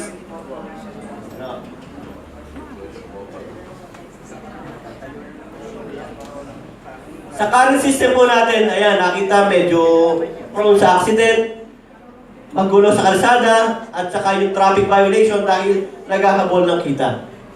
The result to low income, pagod na pagod ang driver, dahil nga pagod, prone to accident, and prone to more bad behaviors. Laging mainitin ang ulo. Ito po si Mang Jonathan, isang driver, Ito po ay yung resulta po ng interview ng Channel News Asia. No? Sinasabi po na si Mang Jonathan ay lumalabas ng kanyang jeep mula alas 4 ng umaga hanggang alas 11 ng gabi. O 19 na oras siya nagtatrabaho. Kaya pagod na pagod si Mang Jonathan, 4 na oras lang ang kanyang tulog. Tuwing Biyernes lang nakikita ang kanyang pamilya, pero minsan ay hindi pa ho niya nakikita sapagkat kung may mga sira, defecto ang kanyang sasakyan, kailangan pa niya itong ayusin. So, talaga nagsasakripisyo si Mang Jonathan. Pero sa bagong sistema, sa fleet management, ito na po yung components niyan. Una, may fleet strategy, fleet acquisition, registration and documentation, maintenance and repair management, unified dispatching, fuel and parts management, technology, and analytics. Isa-isayin po natin. Sa fleet strategy, una, ano ba ang dapat gawin? Magtayo ba ng co-op o magtayo ng korporasyon? Of course, the best na magtayo ng kooperatiba. Pangalawa, siyempre, kapag kooperatiba, sinasabi ni Sir, tax exemption. Diba? Sa pagbili pa lang ng sasakyan, magagamit mo na yung tax exemption mo na magle-lessen yung cost ng ating sasakyan. Tama, Sir? Ayos sumagot ni Sir, ah. Your mission dictates your KPIs and kinakailangan po yung training and selection process. Not all transport cooperative leaders are good managers. Sila po ay individually own yung manage yung kanilang sasakyan. Ngayon, bibigyan natin sila ng multi-million peso investment, multi-million peso na negosyo. So, kinakailangan natin silang i-train. Kaya andyan po ang OTC, andyan ang CDA. Even sa hiring process ng mga empleyado, kinakailangan po natin din silang i-train. Baka may ako yung chairman, ako na mag-general manager dahil mas malaki sweldo niyan. Pero capable ka ba na mag-handle ng ganitong kalaking negosyo? O hanggang isa-isang unit ka pa lang, hindi ka pa ganun ka sanay mag-negosyo ng malakihan. Sa fleet acquisition, pagdating sa engagement ng OTC, ng DOTR, kasama po namin yung mga vehicle manufacturers. Pinaano namin para maipakita yung mga prototype, sagutin yung mga dapat tanungin ng mga operator, ng co-op. Pero pagdating mo doon sa pagpili, kung ano man po yung pipili, kung sino ay pipili ng manufacturers, bahala po doon ang sector. Wala po kaming say yan. Sila ang mamimili. Hindi kami pwede mag-endorse o mag-recommend kung sino man ang dapat nilang kuhanan o anong bilhin nila. Basta lang po, mayroong mga tips na binibigay ang DOTR, ang OTC, particularly po yung siyempre, yung durability ng sasakyan at yung availability ng spare parts. Pati yung warranty, from, dapat kailangan kompleto. Kasi una-una, kapag sinasabi ko kanina, yung spare parts dapat available sa local market. Ibigay sila. Even yung mga maintenance. Halimbawa po, yung mga pagka may nasira po bang sasakyan, may ibibigay na mekaniko muna ang ating mga manufacturers. Kasi siyempre, ititrain pa nila yung ating mga employees. So dapat meron sila. Hindi sila dapat dumaan sa mga dealers. Kasi pag dealers, pipila pa ho sila. Tagal. So dapat may dedicated na maintenance provider ang ating local manufacturers para hindi maano yung operation ng transport cooperative. Then yung vehicle selection, one route, one model. Ayon po sa BIP, yung one team na nag-ano ngayon sa Marikina, mas maganda daw po na sa isang ruta ay isang model lang o isa lang manufacturers ang magpo-provide sa iyo o magsusupply ng sasakyan. Kasi mas makaka-activate ka yung availability ng spare parts sa kapag kami sira, mas madali. No. Registration and documentation, syempre, dahil utang yan, naka-shuttle mortgage, then the co-op will prepare, facilitate the franchising and registration ng units. Sa maintenance and repair management, hindi lang po yung pag nasira, even the preventive maintenance, dapat alam din po ng ating sektor. Repair cost controls, parts failure, analysis and prevention, outsourcing of major repairs kung medyo talaga mabigat na yung siraan mo. Sa unified dispatching, drivers accreditation and scheduling. Sa ngayon, sistema ng transport cooperative, bigla-bigla na may bagong driver na hindi alam ng kooperatiba. Kaya hindi mo pa pwede yung ganon. Sa ngayon sistema, hanggat hindi puno yung sasakyan, hindi tatakbo yung sasakyan. Pagdating sa kanto, kahit hindi kayo pumapara, pag nakabihis ka, lalo na sa probinsya, titigilan ka. Dahil walang unified may problema sa dispatching ng sasakyan. Meron sa unahan, meron sa likuran. Nakapag-bibilis yung sasakyan, maunahan niya nasa unahan. Pag binabagalan naman niya, papunta siya nung nasa likuran. Hindi na inaano, basta tumatakbo sila, hindi na ano kung yung ba ay peak hour o lean hour. Basta lahat nakadispatch siya ang mga sasakyan, lahat tumatakbo. Pero sa unified dispatching, magdidepende na po yan sa passengers demand. Kapag peak hours, siyempre mas maraming sasakyan ang ipalalabas, matatakbuhin. At kung lean hour po naman, medyo kaunti lang sasakyan na patatakbuhin. So, maaaring efficient ng fuel consumption. Then, ngayon din po, yung parts inventory level monitoring, proper waste and parts disposal, hindi ko saan na itatapon yung ating mga sabi natin, mga langis, na naging ng ating mga pinagpalitan, pati yung gulong, etc. So, dapat may proper disposal po dyan. Sa technology and analytics, yung GPS trip monitoring, dahil nga po naka-GPS na yung mga sasakyan, mamamonitor ng co-op, nasa na yung sasakyan. So, bakit nila kung may problema ba doon, matraffic, kung minasiraan, makikita kaagad ng kooperatiba kung ano nangyari doon sa sasakyan. Then, vehicle income and utilization. Siyempre, na-co-op na po yung nag-aano ng income, hindi na po yung individual operator, yung sa distribution. Ito yung comparison ng beef sa luma at saka sa bagong jeep nila. Ang days of dispatch, 14 days, sa bagong jeep naging 26 days na. Yung average passenger, mas dumami po yung pasahero na isasakay. Yung income, dahil mas marami pasahero, mas marami po yung kinikita nila. Yung maintenance, dahil bago nga po, medyo bumaba din. Ang laki na binaba, actually, from 761, naging 194. Even din sa fuel consumption, from 4.2, naging 7.5 km per liter. And the operating profit, siyempre, sumatotal, lumaki po yung kita ng one team. So, pagdating naman sa driver, salary-based na rin po sila. Kasi hindi na po yung tulad ngayon na boundary. Sa ngayon, paswelduhan na po ang mangyayari sa mga driver. Kaya kung minimum, accepted sir, pagka above minimum, pasok na rin po sa withholding tax. Then, sa driver schedules and driver welfare work shift. Pwede maging dalawang shift, depende sa viability ng ruta. Outcome, higher overall income, less accident, and more professionalized drivers. Mga naka-uniform na, naliligo na, fleet management operations. Yan po mga present challenges na kailangan matugunan. Sa government assistance, andyan yung financial incentive for modernization, OTC training and fleet management, LT permit, fast tracking po ng franchises, and social support programs. Ito po yung financial incentives. Ang gobyerno magbibigay ng subsidiya na halagang 80,000 pesos or 5% ng equity ng bangko.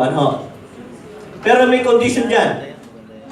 Dapat, una-una may prangkisa yung unit, yung jeepney. At dapat isusurrender yung lumang jeep at ibibili ng bagong jeep yung pera.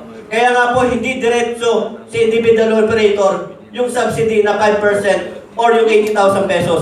Yan po ibabawas sa cost ng vehicle na papautang ng bangko.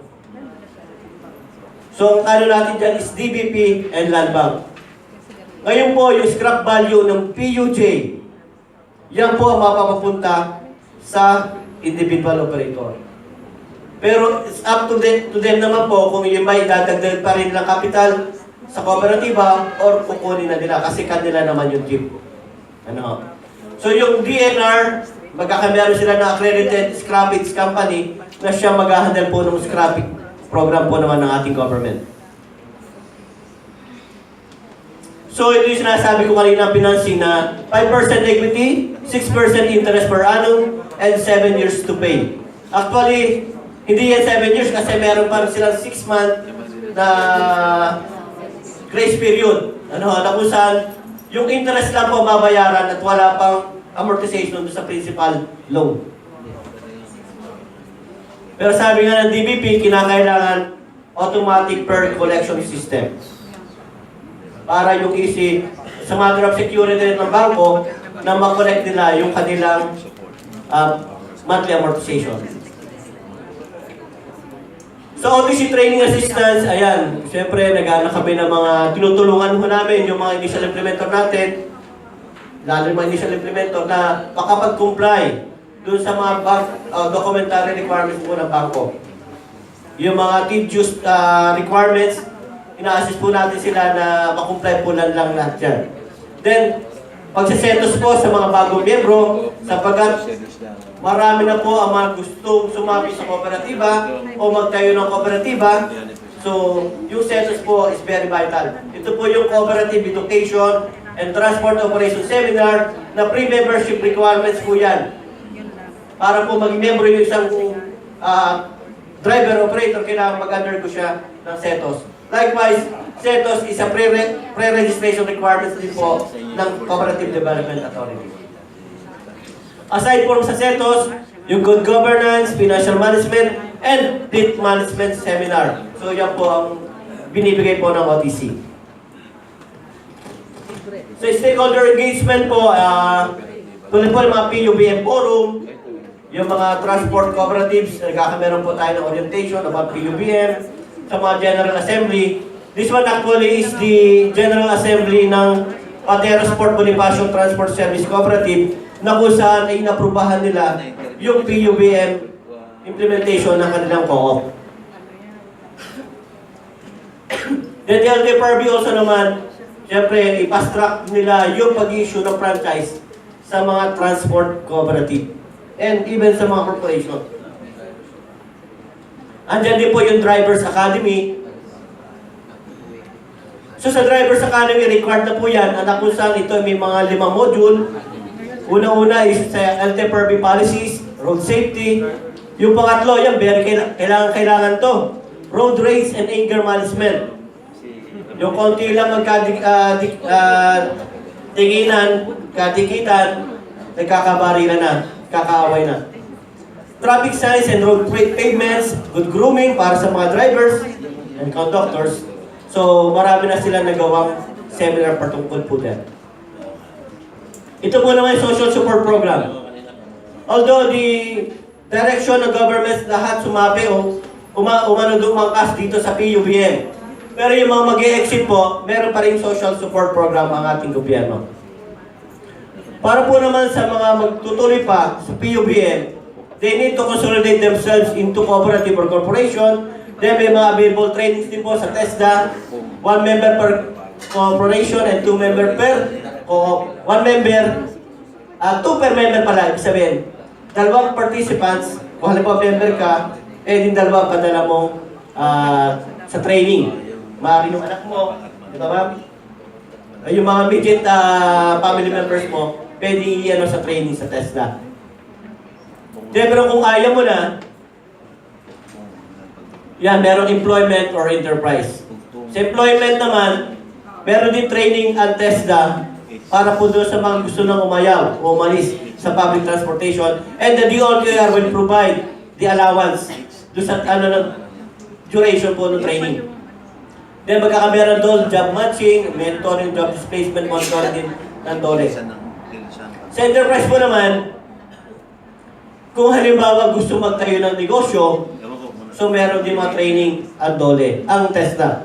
Na kung saan, ang DOLE ay meron din po ng mga packages na ibigay sa mga gusto na mag-exit sa public transportation. Kung halimbawa individual, magbibigay ang dole ng 20,000. Kung mas malaki, hanggang 50, pwede maging 1 milyon yung bibigay na package ng Department of Labor and Employment. So dahil po, sinasabi na pag-uusapan kanina, gargantuan rin po ang task ng DOTR pagdating sa PUBM. Kaya hindi rin po ito kaya ng departamento. Kinakailangan niyang tulong na iba pang ahensya ng gobyerno, even international partners.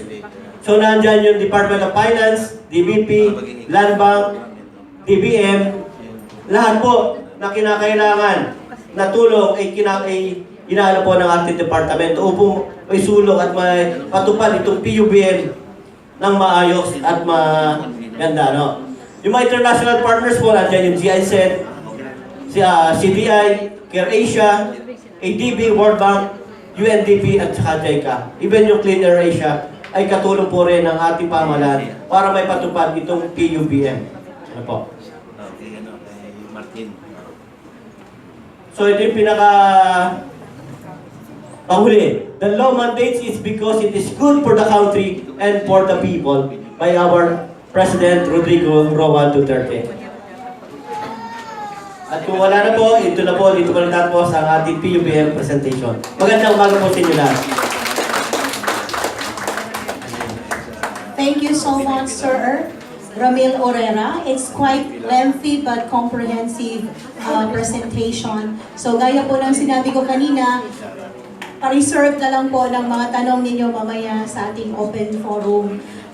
We at the CDA, we are pleased to hear that we are an acknowledged partner in this PUV modernization program. Okay, so let's move on to the last presenter for today. So all that he will have to share to us is about the Biyaya ng Pagbabago and the CDA's anti-poverty initiatives. So let's all welcome our very own Acting Executive Director of the CDA para mangmudmud po sa atin ngayon ng biyaya. Ibigay ko po sa inyo si Director Giovanni T. Platero.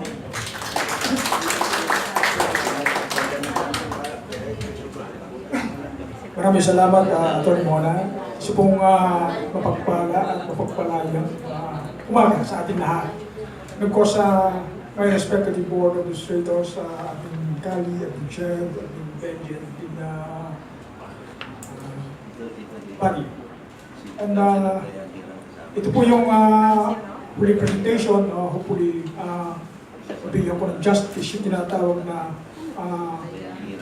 definition ng biyaya ng pagbabago. In English, benefits or blessings of the change. So, pero sa Tagalog, biyaya ng pagbabago. Maraming pagbabago, pero hinihintay pa natin yung biyaya.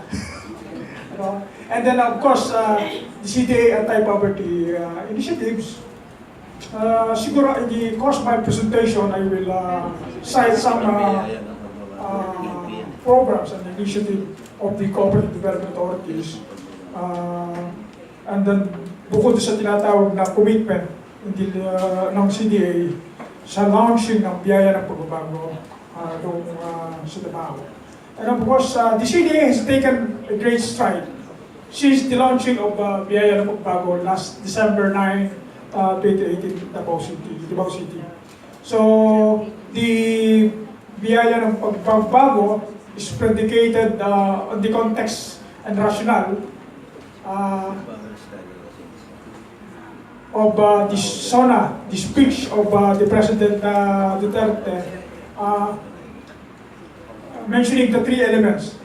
Yung tinatawag na love of country, and then yung tinatawag na subordination of individual interests to the common good, and the concern for the less privileged and marginalized segment of our society. That is contextualized for reason that people are longing for genuine change, no, yung tinatawag na pagbabago. No? So, and, of course, that is a long lost and faded values in our society na talagang yan ang na-observa natin. Simula ng 1986 revolution, talagang hanggang ngayon ay inaasam pa rin yung tinatawag na pagbabago. So, that is the context or rationale. The speech of the President Sona, the statement of State of the Nation address in 2016 when he was he assumed as President of the Philippines. And of course, the first issuance na pinirmahan ng ating Pangulo yung tinatawag na Executive Order number 1, reverting the CDA to the Office of the President from close to 1 decade of under the supervision of the Department of Finance. So regulator tayo ang tingin ng gobyerno sa atin because we are under the Department of Finance. And of course, noong nasa Department of Finance tayo, kasama natin yung regulator ng the Security and Exchange Commission, the Insurance Commission, and the CDA. Pero in the latter part of the term of the administration, nung ako iuupo sa cluster ng DOF family, inilipat po ang Cooperative Development Authority sa Revenue Cluster, together with the Biyaya, Customs, and Bureau of Local Finance. Kung anong dahilan, hindi ko alam kung anong dahilan. And so happened, nung umupo si President Duterte, inilipat ang CDA, along with the 11 agencies of the government. So, with the mandate of revisiting our entire poverty program, so that we will craft a program that is responsive to the call of the Executive Order number 1. So, but it is glaring realities. The poorest of the poor, making up to 21% or 21.9 million Filipinos still await the Biyaya, blessings or benefits of the change in terms of better living conditions. At ito yung Ambition 2014 at binanggit kanina ang ating speaker sa OTC, is this a long-term vision of the government, encompassing even after the term of President Duterte ends. No? So hanggang 2014. Pero ito, sinasabi natin, 2 out of 10 Filipinos are living below the poverty. So ang pinakamalaking challenge yan is how to extricate the 21.6% of our population from the quagmire of poverty. So ito yung data na nakita natin. Kung titingnan mo, in terms of household, in terms of population, ito po yung incident ng poverty. Dito, tinitingnan ko dito, wala dito yung prime cities na nasa Metro Manila, Quezon City at saka ang Makati, no? Pero hindi nangangahuluga na lahat ng mga nakatira sa Makati at saka Quezon City ay mayayaman na rin. Baka meron doon below poverty line. Lalo na tingnan natin ang Cebu, bagamat premier city yan, pero in terms of incidence ng poverty in terms of population ay malaki pa rin ang Cebu. Pero kung titingnan natin to, ang karamihan sa mga probinsya na nasa bottom ng poverty, no? O poorest of the poor, ay nasa Mindanao. lalo na sa AIM. So yun ang dahilan kung bakit siguro isang strategy ng kasalukuyang administration is to change the form of the government from unitary to federal system. And we support that advocacy of the present administration by making roadshow across the country in terms of the advantages of having a federal system of government. Kung titignan natin yan, meron din yan sa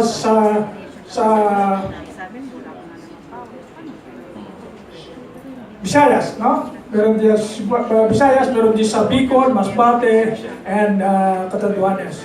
So, karamihan na malapit sa center of government, ang tawag nila sa Imperial Manila, ay naaampunan ng pagiging sentro ng Metro Manila ng gobyerno. Okay, so yun yung larawan of the poverty incidence in terms of territory.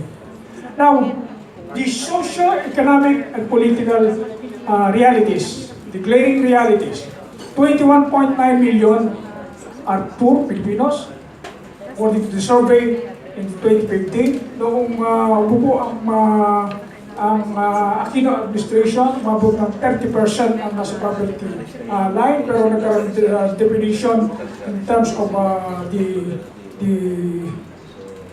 definition of poverty in the Philippines. Pero ngayon, noong 2015, nung matatapos na ang term ng Pangulong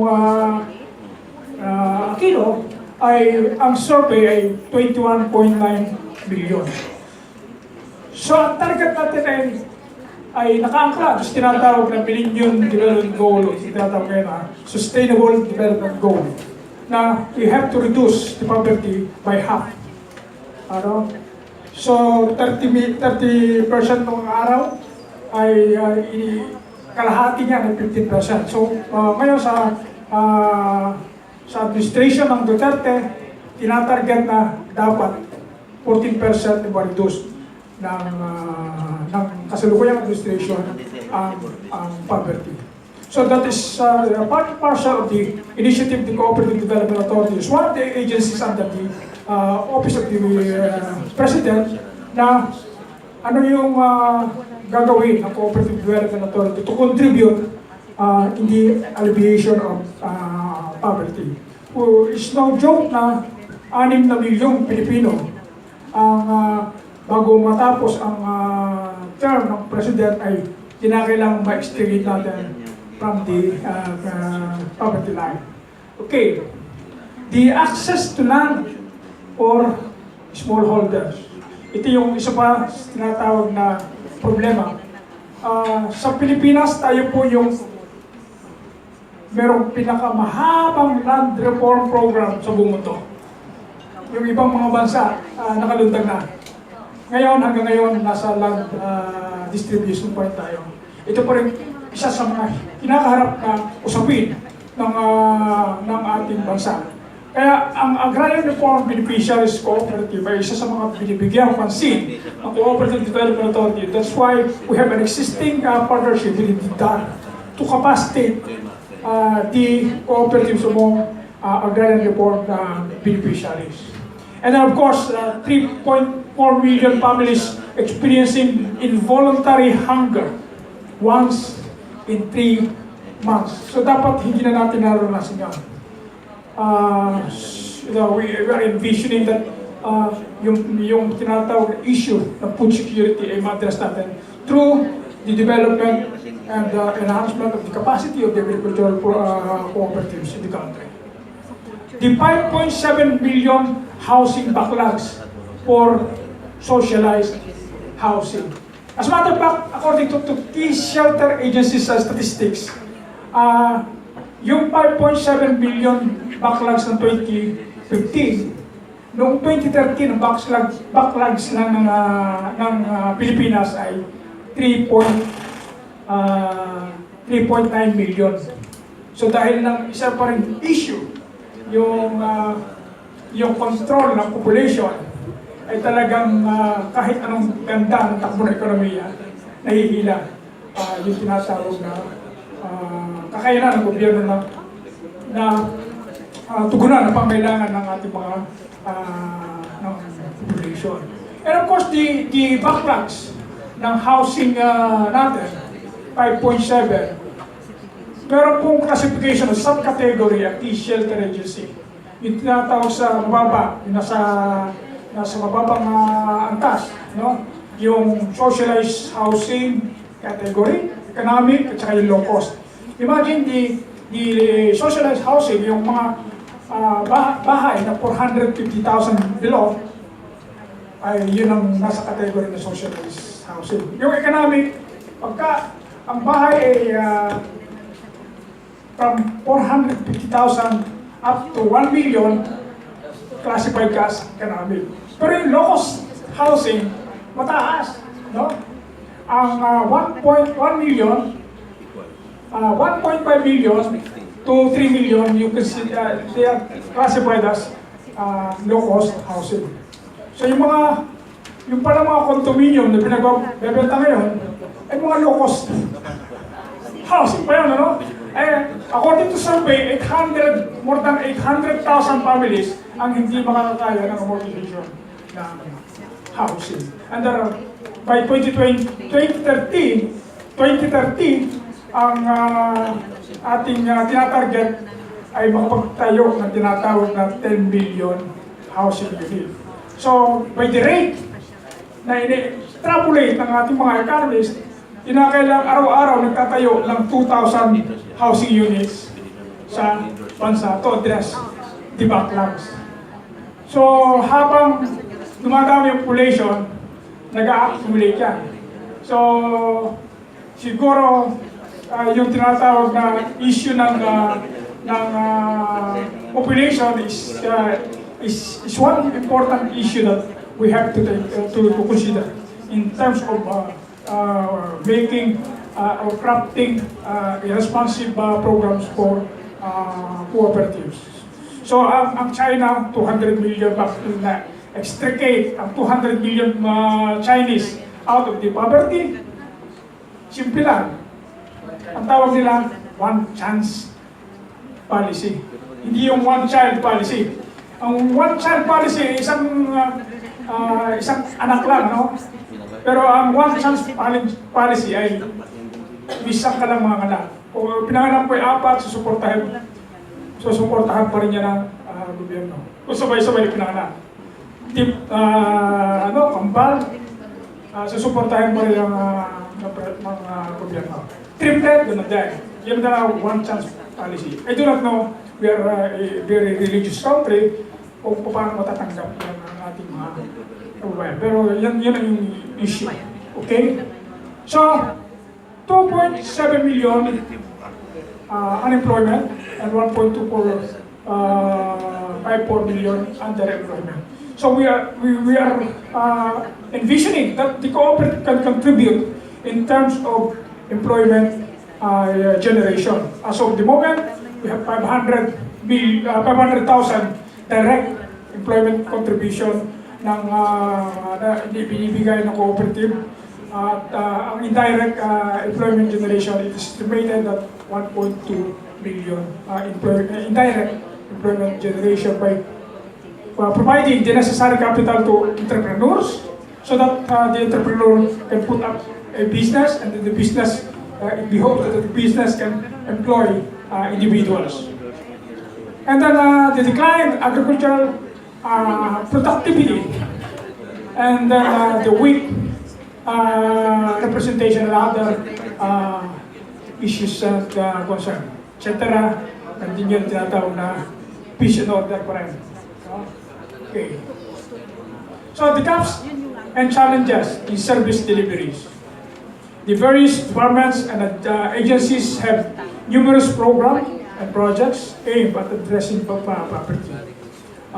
We have to achieve certain level of convergence for some agencies. That's why yung presentation kanina ng OTC ay nandun yung tinatawag ng partnership with other agencies. And sa Office of the Cabinet Secretary, we have a continuing effort to have a convergence program with other agencies under the Office of the President, with the NCIP, with the NCMF and other agencies under the Office of the Cabinet Secretary. We have to strengthen and then tighten community common and unified targets of uplifting from poverty involving certain sets of identified poor sectors in the specified areas. So, ang nangyayari, kung walang convergence, we are catering to the same target beneficiary. Several government agencies are catering to the same set of beneficiaries. So other bottlenecks in the service delivery mechanism of the government, corruption, patronage politics, much more with the LGUs, the rigid guidelines and procedures, lack of information, procurement law, and then limited capacity of people to access cooperatives. That's why there are several reform measures institutionalized by the government in terms of providing the favorable environment to address those issues in concern. There is very high expectation for change translated in the improvement of living conditions, especially the poor. Demand for change from the people mainly limited to complaints and apathy. So yun ang nangyayari. Kaya nagsawa na yung mga tao. No? I do not know if it is the low turnout, the EDSA celebration is because of that frustration of the people. So ngayon, and then the Vision 2014, the strategic and long-term vision under the as crafted by the National Economic Development Authority as the consolidator of all the national programs and policy.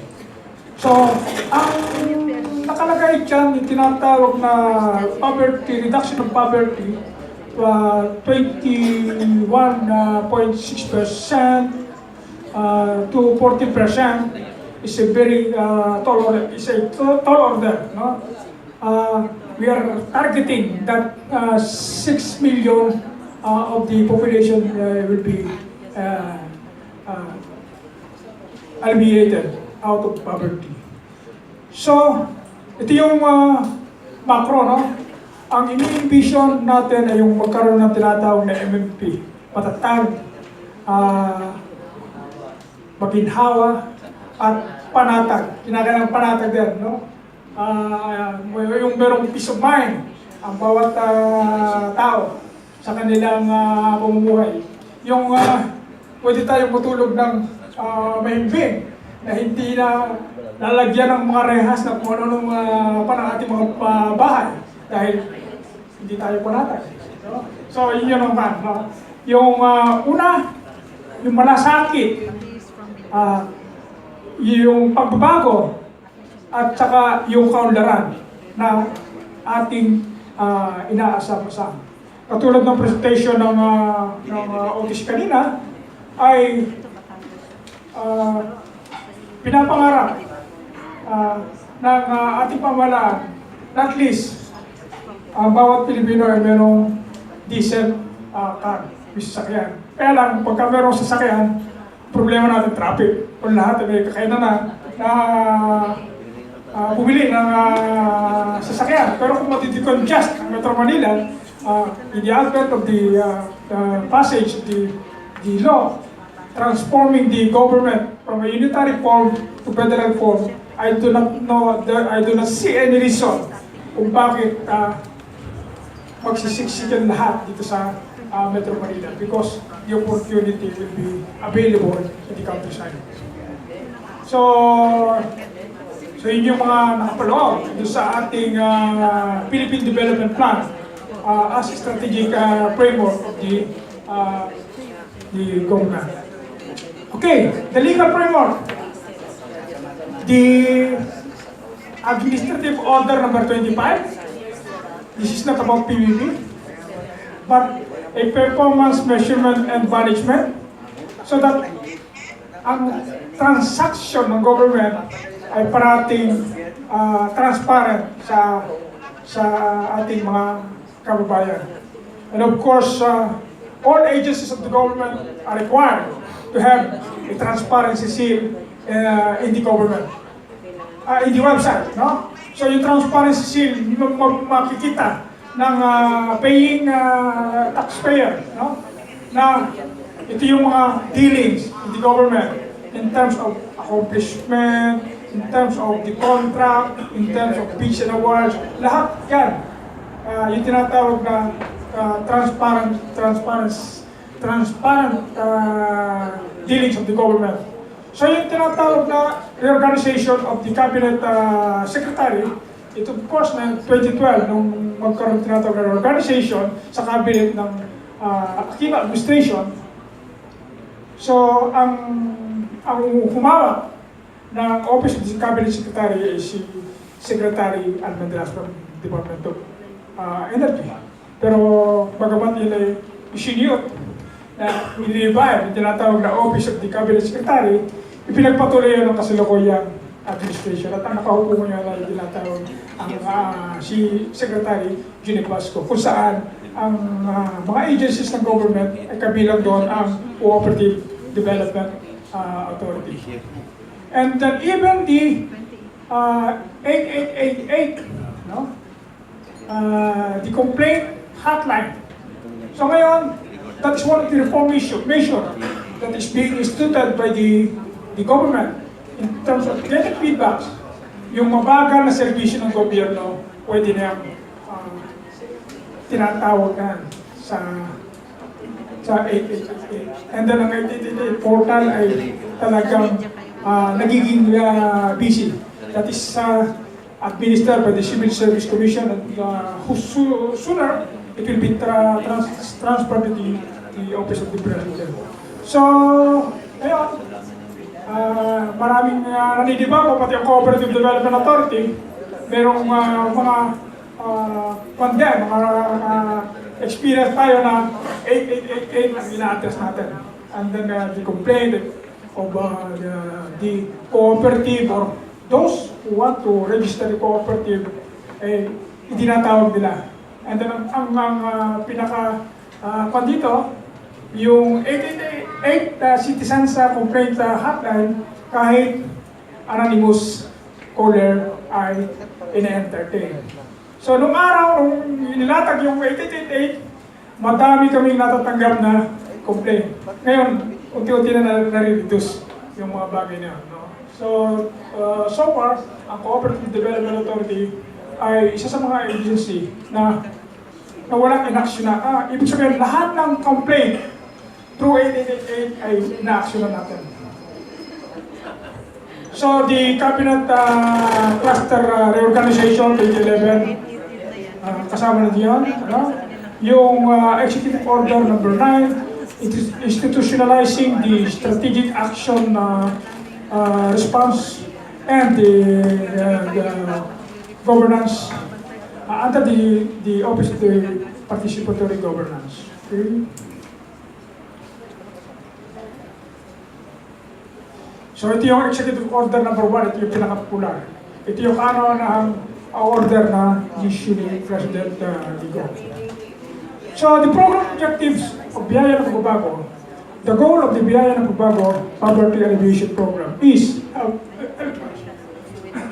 alleviate poverty and improve the living condition of the people, especially the marginalized and most impoverished segment of our society. And then the specific outcomes are government services are more responsive, adequate, timely, and effectively delivered to those that needed those services. Citizens are active and communities are empowered in participatory governance and inclusive economic development. So this is what we call the citizens engagement in nation building, no? In doing things in the government. So dito hindi na naninibago ang Cooperative Development Authority because we always consider that the cooperative sector is our partner, the cooperative organization. A whole of government sector and the area focused public elevation strategy is operationalized. So this is the guiding concepts, strategies, and cross-cutting schemes ng Biyaya ng Pagbabago. And then this is now the commitment. These are now the commitment of the Cooperative Development Authority when we launched the Biyaya ng Pagbabago in Davao City last December 9. On top of the other initiatives of the Cooperative Development Authority, bagamat itong karamihan dito ay sinasagawa ng Cooperative Development Authority, in a nutshell, ito yung commitment na ibinigay namin sa Office of the President. The capacity building of micro and small cooperatives. So we focus on the small and micro cooperatives in terms of institution building, capacitating them and building their collective capacity to nurture an organization that is responsive to the members of the cooperative. The Cooperative and hand-holding program. The Cooperative is the big brother, small brother concept. So alam natin na with the budget of the Cooperative Development Authority presently, hindi kakayanin ibigay lahat ng Cooperative Development Authority in terms of providing the necessary logistics to develop the cooperatives. We are taking care of 26,000 registered cooperative. 80% of those cooperatives, or 92% belong to the small and micro cooperatives. So lahat ng mga initiative namin, in order to create a favorable environment for micro and small cooperative to grow, is being implemented by the Cooperative Development Authority. Lalo-lalo na yung tinatawag na relaxation of penalty for micro-cooperative in the compliance of necessary report. Lahat ng mga micro-cooperative na nadidelay doon sa tinatawag na submission and report ay hindi na namin pinapatawan ng penalty. Those are the types of cooperatives that need the assistance of the Cooperative Development Authority in terms of making a policy, conducive policy environment. So pati yung training requirement natin siya, naging 4 na modules, ginawa na lang namin na 2 types of training. The basic governance training and the fundamentals of the cooperative. At pati yung micro-cooperative ay na-reduce na yung number of hours in terms of compliance with those trainings.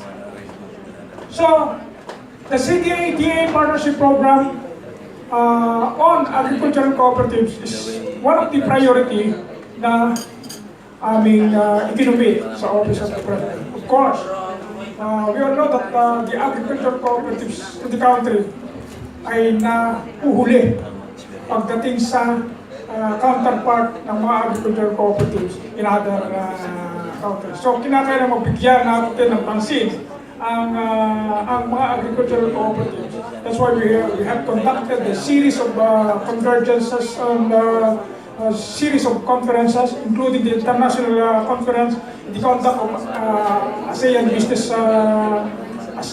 ASEAN Cooperative Business Forum, so that we can exchange ideas with other countries in terms of developing agricultural countries in the country.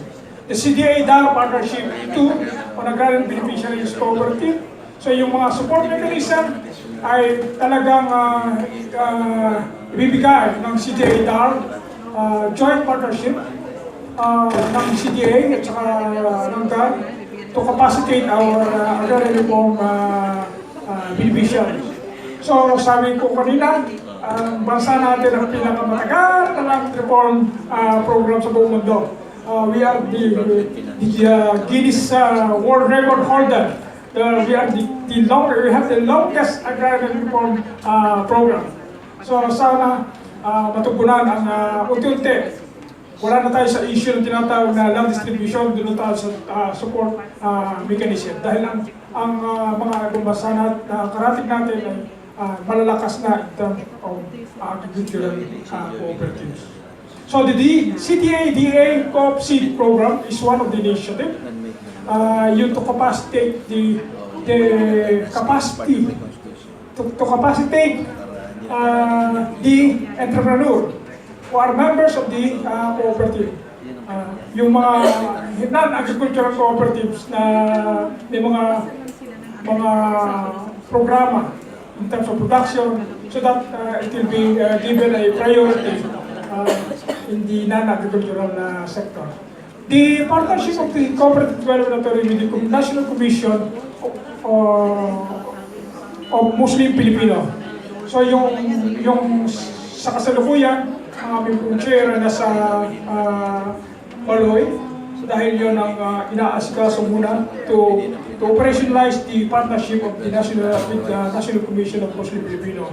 And then the peace normalization program through cooperatives.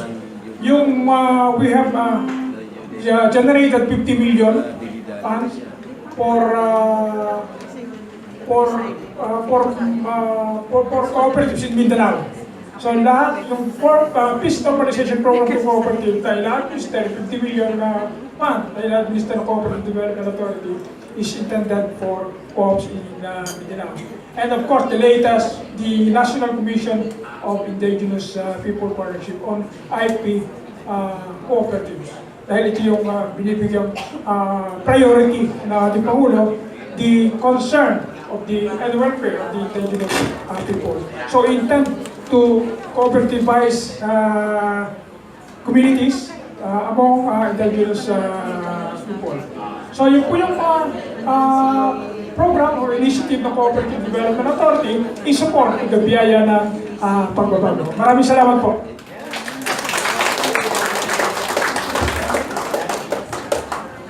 Maraming salamat po, Sir Manny. So there you heard it right. The Biyaya ng Pagbabago program of the present administration that aims to bring the various poverty alleviation programs to the communities to reach to the people down to the grassroots. So the CDA for its part has its anti-poverty initiatives to support the implementation of the said program. Okay, so natapos na po ang lahat ng presentasyon. So, ngayon po, umpisahan na po natin ang ating open forum.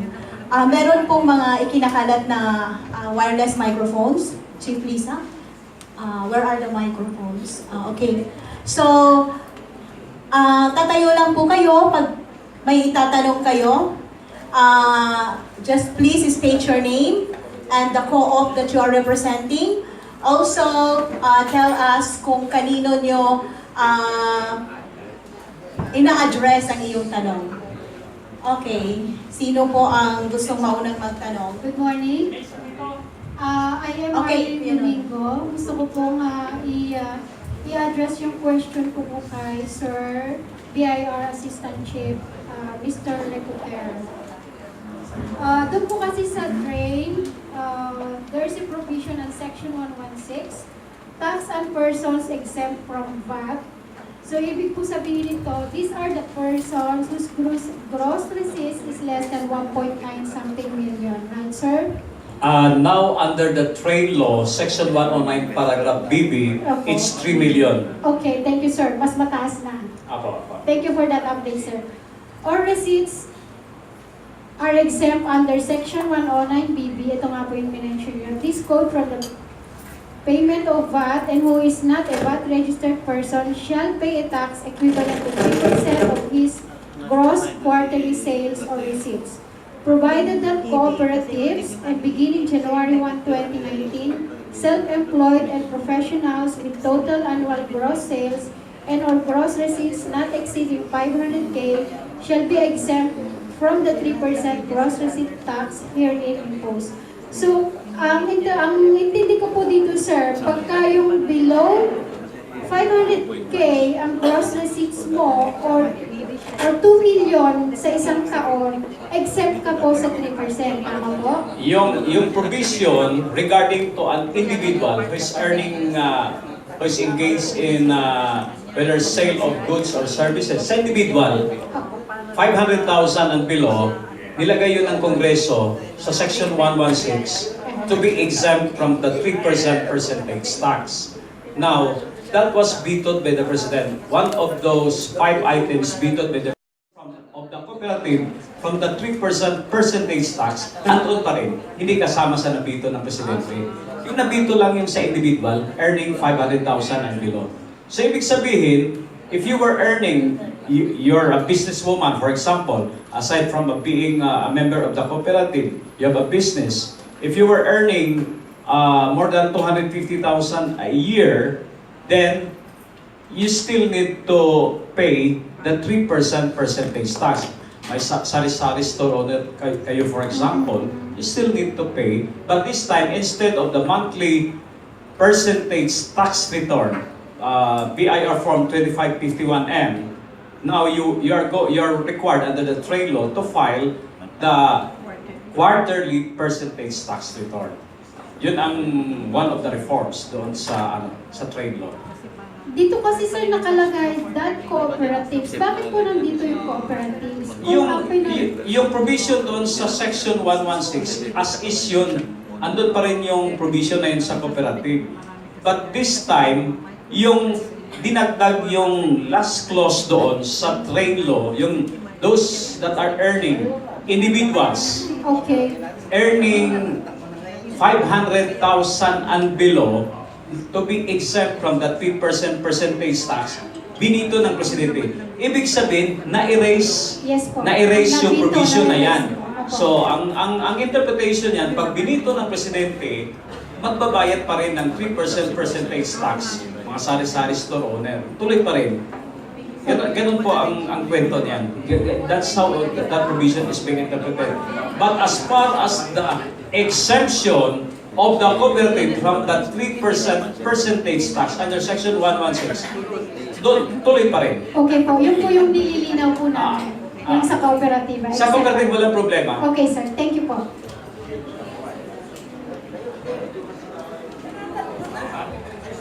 Attorney Mona, may isa pa dito.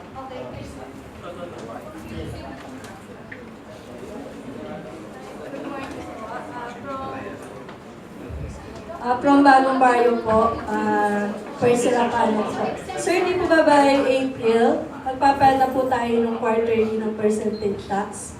So, kailan po kaya ma-upload yung bagong EBIR form? Kasi doon po wala pong 3%.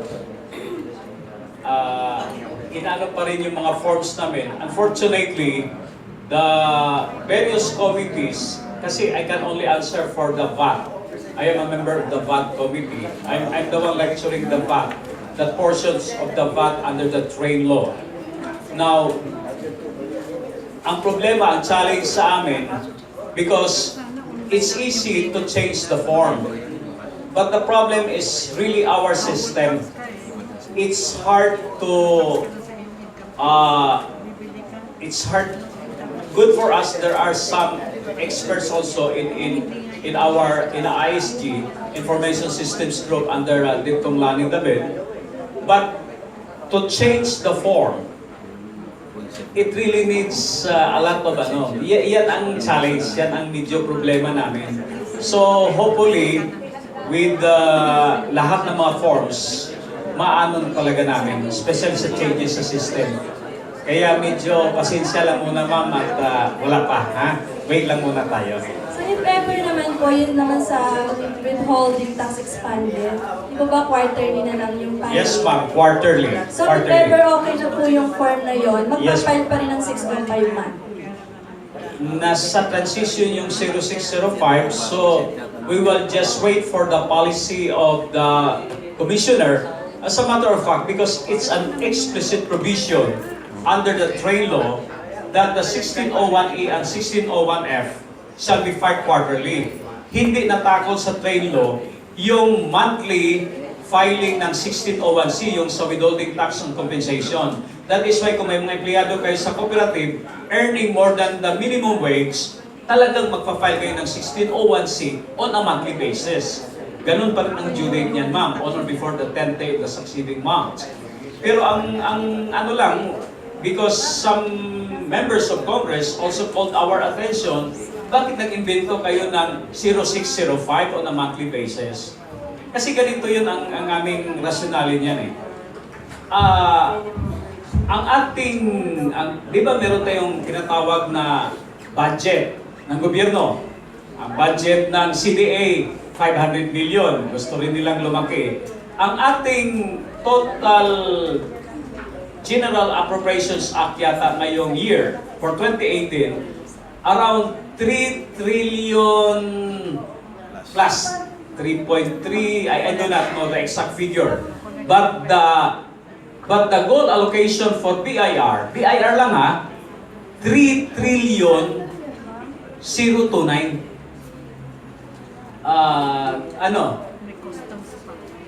Hindi. 2 trillion 029 billions. Ganun kabigat. Kasi the total collection of the BIR, itong aming majority dyan sa withholding tax. That is why if we are going to collect on a quarterly basis, yung 1601A at saka 1601F na monthly, hindi pa halos lahat yan na-file ng lahat ng taxpayers. How much more on a quarterly basis, mamaya wala nang ibabayad. So, we do not know because this is only my theory.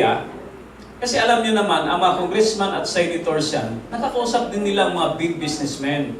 Itong mga big businessmen din siguro, baka kausap din yung accountant, naku, yung BIR na yan, pag kumulekta on a monthly basis, masyadong maano sa accounting, wala tayong tao sa accounting, hindi alam ng mga congressmen at senators ang pagpapatakbo ng gobyerno. Kung tayo ang individual, gumagastos tayo ng malaki daily basis, ang gobyerno ang ginagastos niyan on a daily basis, billions.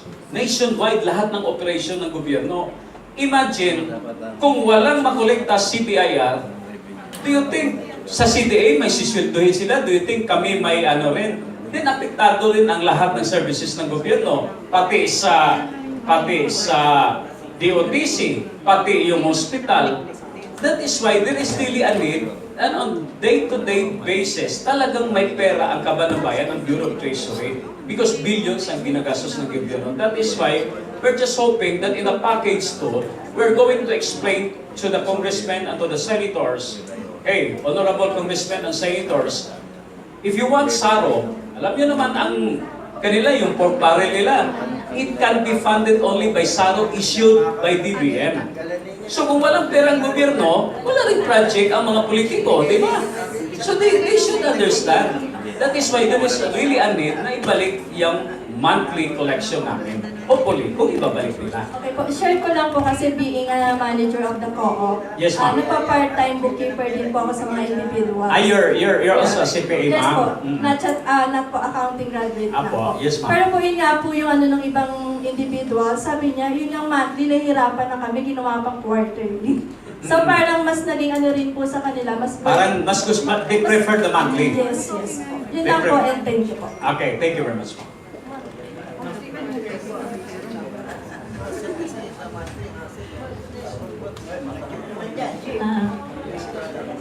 Good morning, sir, sa BIR may tanong. Yung, iba yung sa pagka-business ka, individual, may business ka, ilalas mo yung 250? Yes, ma'am.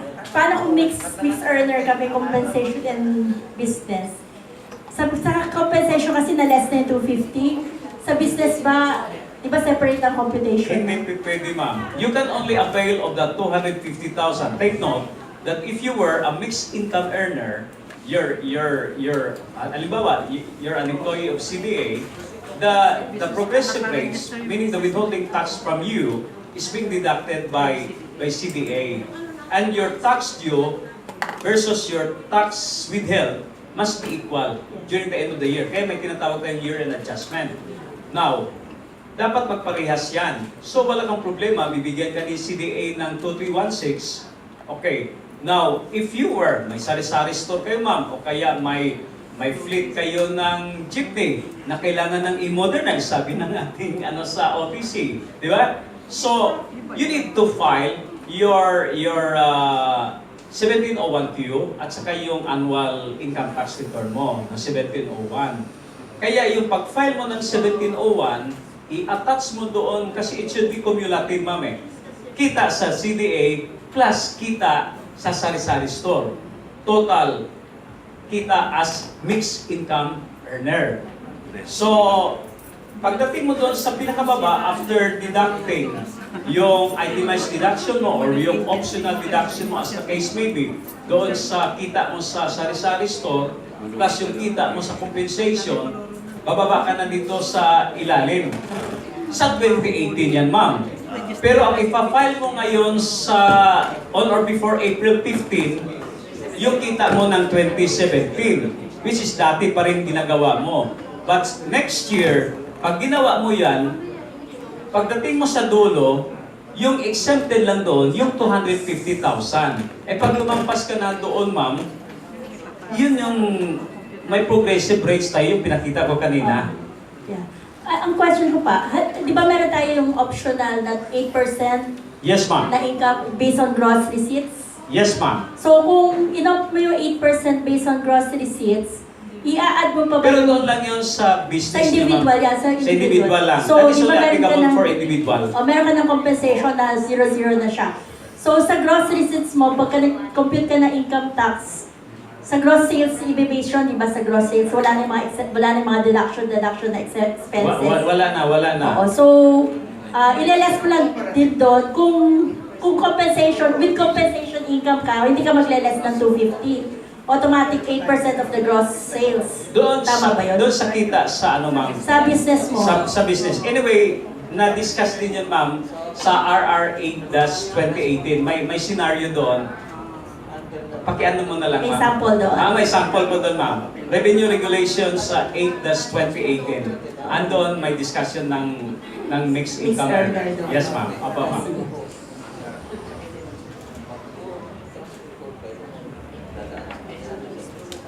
Good morning, Attorney Elizabeth Batolan from CDA. With regards to electric cooperatives, kasi under the under the old law, the NIRC, cooperatives are not exempted from the VAT. However, later, after the enactment of RA 9520 and then the joint rules, di ba meron doon na electric cooperatives registered with the authority are exempt from VAT on systems laws and other VAT on certain, hindi naman sa lahat. Ngayon, nandito na yung train law, wala naman siyang amendment. Carry over pa rin doon sa Recoter, ma'am. Republic Act 9337. Take note that Republic Act 9520. Yes. Ilan? Later law yung 9520. Mas later yung Cooperative Code 2008, no? Tama. Yes. Kasi 2005 yung recto law. Pero still, in the past, we're doon lang sa, basahin natin. Basa. Para sigurado tayo.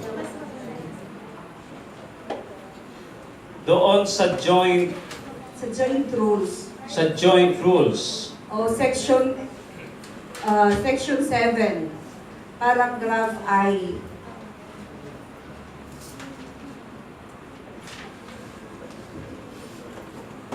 Tama. Section 7, paragraph I, sa joint rules and regulations between DOF and CDA. This is way back in 2010.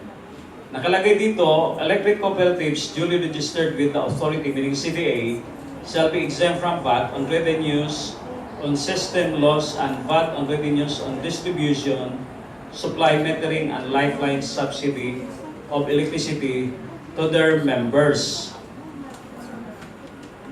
Okay. Sa train law, It was not Not explain- amended. Oo, tapos parang hindi niya na are still the train law respects still yung joint rules. Kasi wala siya ng amendment doon so from recto law to train law, wala namang amendment doon. when I was assigned in the Panikitarlac as assistant RDO, yung ano doon, yung electric cooperative was paying VAT. Even the Aklan Electric Cooperative, Akelco, doon sa province namin sa Aklan, yung may VAT component yung Pero hindi pinapadala. po registered with the CDA kasi yun. NIA ba sila? Yeah, oo po. NIA. As of now, National Electrification Administration, yeah. Yan ang nagiging problema. May ibang registered sa NIA, and there are some registered, at alam ko yung iba pa dito sa CDA, at alam ko yung iba pang electric cooperative, mas politika yan eh. Kahit sa amin nung araw sa Aklan, may nagbabarilan pang, may sayatang ano, basta nadinig ko lang. Pero sir, yung registered with the CDA, dun sa joint rules are exempted from Sige this ma'am, law of- we'll talk this Yes, over, ha? opo. Kasi And parang then, hindi siya para maano natin, because in the draft RR kasama po ang electric cooperative na masasubject sa VAT. Generation, transmission, and distribution. Kasama sa distribution kasi ang electric cooperative. Sige ma'am, pag ano natin yan so that we will, habang hindi pa napipirmahan ni Secretary Dominguez yung draft RR. Okay, thank you for calling my attention. Yes, sir. The second one is, since the CDA now is obliged to submit the tax Information. incentives of co-ops, we are expecting with the BR to sit down. Yes, ma'am. Also, kailan siya para makita ano yung frequency ng submission at kailan siya applicable kasi for now we are not requiring the co-ops to submit incentives or tax incentives. Wala sa report nila yon. So, is it next year yung magiging ano nila ngayon or This year na ma'am, because the train law took hindi, effect 2016 and incentives nila noong 2017 na na-avail or 2018? 2018 na ma'am. 2018 na. So, Because submitting- the law took effect January 1st, 2018. Okay. So, wala namang sinabi doon sa batas na it should be applied retroactively. Okay. So, general rule, all tax laws are prospective in nature. So, So, 2018 lang po we'll ma'am. be starting Then, sa- you tell your, sino bang pipirma? Si chairman o si administrator? Chairman. Si chairman, address to Kondolay, when do you want to have a meeting? Thank you. Para pag-usapan ang mechanics. Yes po. Thank you po. Okay, ma'am. Oo. And thank you po at na yung section 116 actually that created worries from the cooperative sector kasi yung pagka-graph niya parang kasama Magkadugtong kasi yung clause ng cooperative at yung 500,000 na individual. Yes, akala Pero nila applicable. specific yung veto ng presidente doon sa individual lang. Sa individual. Eh kanina inano ko rin siniperito doon sa presentation doon. Okay, so Yan. Hindi ko sinama yung individual. Binaba ko. Naglagay ako ng no veto yung provision na yon. Sa individual lang applicable. Pero sa cooperative, tuloy pa rin po ma'am. exempted pa rin ang Exempted. Yes, Thank ma'am. you very much. How about our attendees from the transport service sector? It's now high time for you to raise questions sa ating bisita po. Ako po si Rodolfo Cruz ng Barangka Credit Cooperative. Ako po ay galing sa transport. Di po ako napunta ng cooperative. 20 years po ako na humawak ng transport. Kaya alam ko po kung ano naging halukay ng bituka ng isang driver, operator ng jeepney. Ako po ay natanggal sa trabaho noon, ay 86. Kumuha po ako ng jeep na may franchise sa second hand. Second hand po, dahil nakita ko makakatulong po lagi sa akin. Nagparal po ako ng 3 anak. Asawa ng Lord, nakatapos na po. Ito masasabi ko ay simpatya din ng mga driver, operator. Small time lang po sila. No? Small time operators lang po sila. Na kung saan yung araw-araw nakita nila, ay ginagamit nila sa bahay. Ang kita ng operator, ang kita ko po, ako po, kita ko, boundary, kita ko sa pamasada, tubo, sa kagpas ng boundary.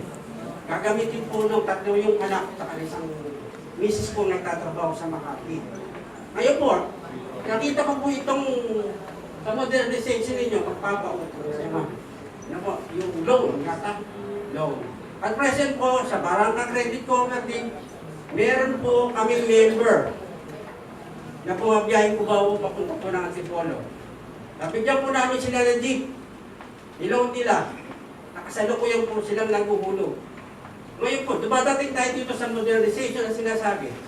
Hindi po ako against dito. Ako po ang hindi po ako against. Ang inaalala ko lang po, kakayanin po ba nila ang sinasabi niyo modernization program na ilo-load nila sa land bank. At the same time, may loan sila sa amin.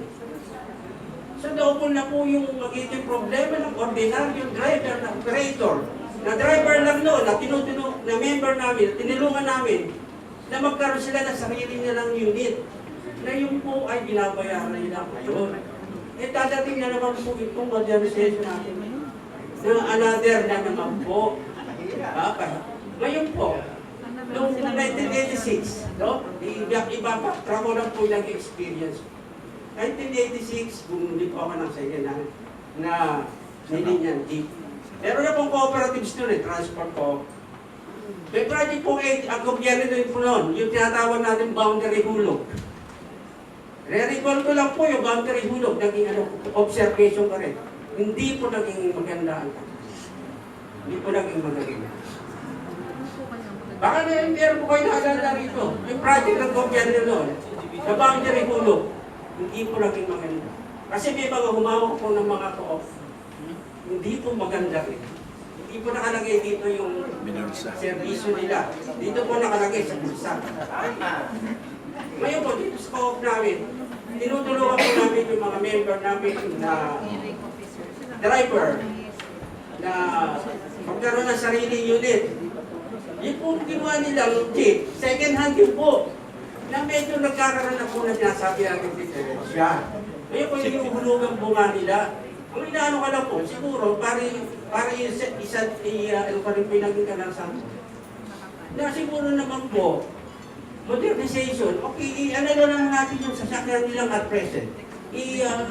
Ayusin lang. Ayusin lang. Yung sinasabi natin yung mga pangkilalim, yung body, o yung chassis, pwede naman sigurong bumili ng bago. Yung magagaan lang po sa kanila. Kasi napakahirap po, talaga dinanas mo po yan.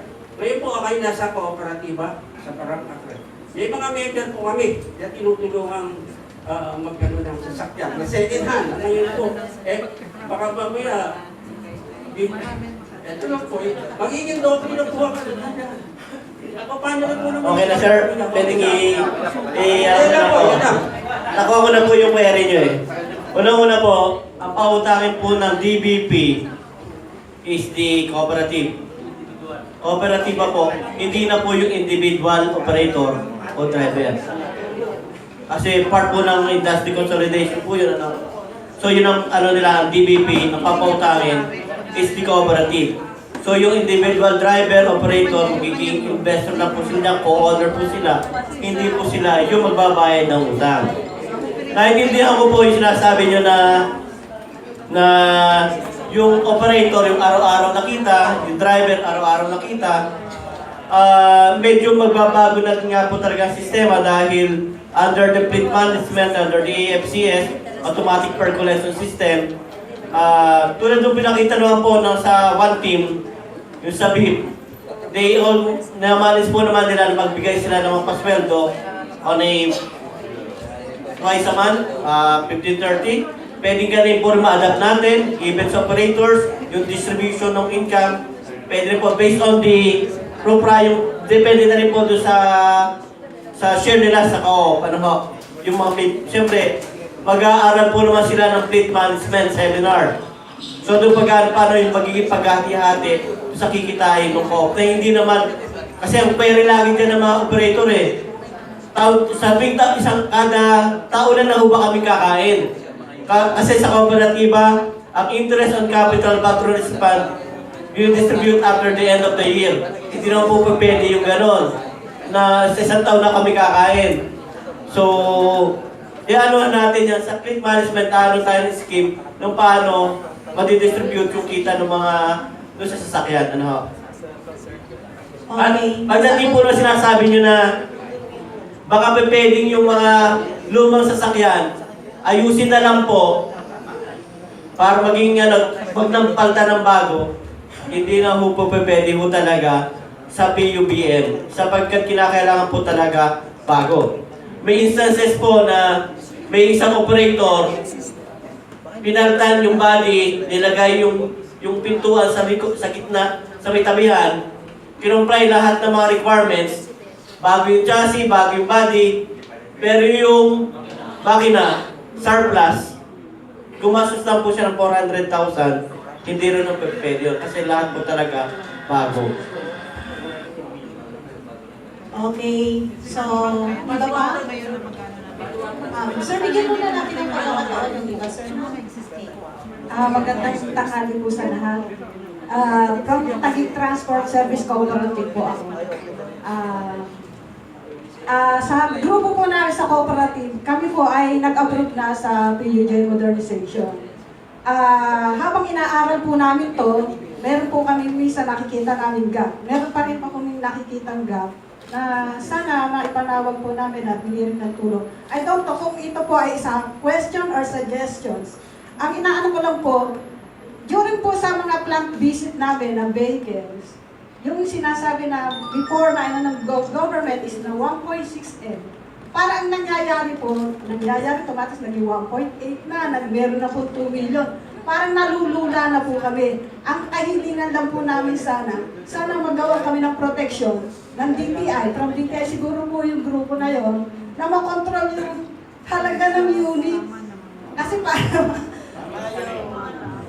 isa po yan isa ko pong questions.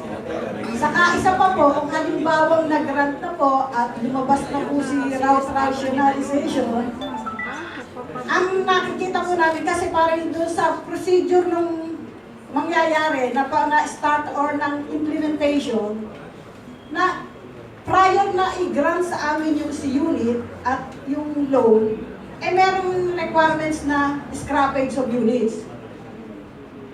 Ang nakikita po namin gap dito, meron kaming downtime na almost 90 days. Saan po kami kukuha ng income? Kung isusurrender agad namin si units, na ang units naman ay under ima-manufacture pa within 90 days. Waiting time po kami noon.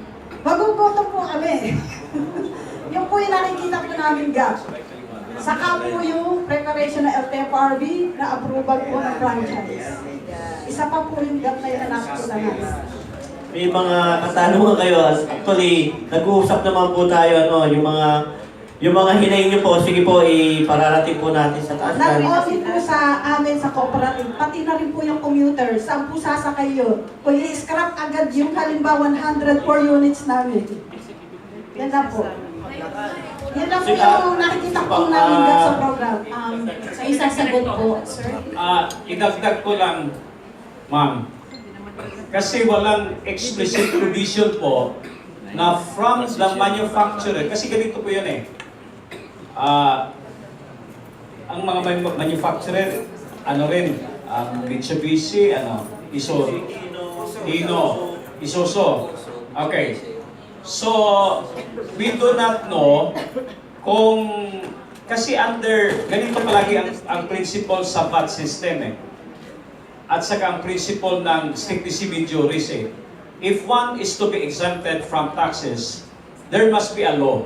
Dapat may batas. And there is a specific provision in that law exempting that particular transaction. Ang problema natin ngayon, on the part of the cooperatives, dito, nakalagay din dito sa joint rules and regulations that whenever the cooperatives, ito ang karamihan ng MEP at maraming nagkakamali, pati mga colleagues ko sa BIR, pag magtanong ang mga taga-cooperatives, akala ng mga taga-cooperatives, pag bumili sila ng goods and services, kasi except kayo pag magbenta sa VAT, akala nyo rin, pag bumili kayo ng goods and services, except wala rin pinapasok na VAT sa inyo. Mali po yun. Whenever you buy goods and services, may VAT pong pinapass on sa inyo. Kasi hindi specific provision sa Republic Act 9520 that whenever you buy goods and services, you're exempt from VAT. Pass on pa rin po sa inyo yan. That is why I do not know, kasi yung 1.6 na pinag-usapan, that was last year. Ngayon, take note that under the train law, walang nakalagay doon na ang alam ko lang, yung pick-up lang yata ang exempt from excise tax. At alam po natin, nagtaasan ang unless in the package 2, maglabi kayo sa cooperative sector and you tell the congressman, si Congressman Dax Coa sa House at si Senator Angara sa Senate, na dapat whenever you buy under the PUJ Modernization program ng gobyerno, wala nang VAT na ipapason para kasi mabigat din yung 12% eh.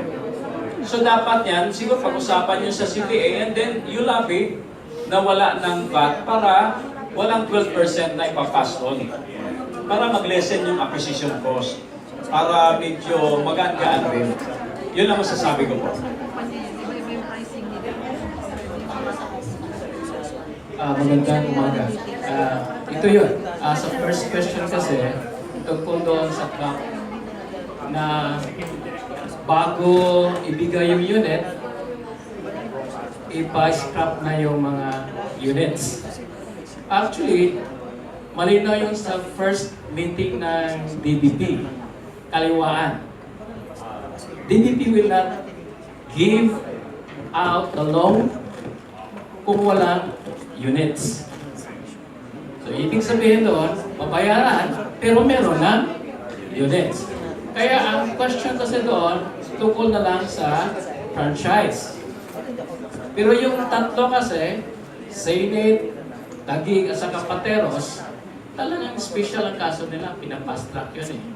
Actually, ang gap doon, tungkol lang doon sa number of units, sa rationalization ng rota, kung ilan ang ipatakbo. But UP has done the study. And then, G6 gumawa rin ng study. And actually, sa buong Metro Manila, tapos na yun.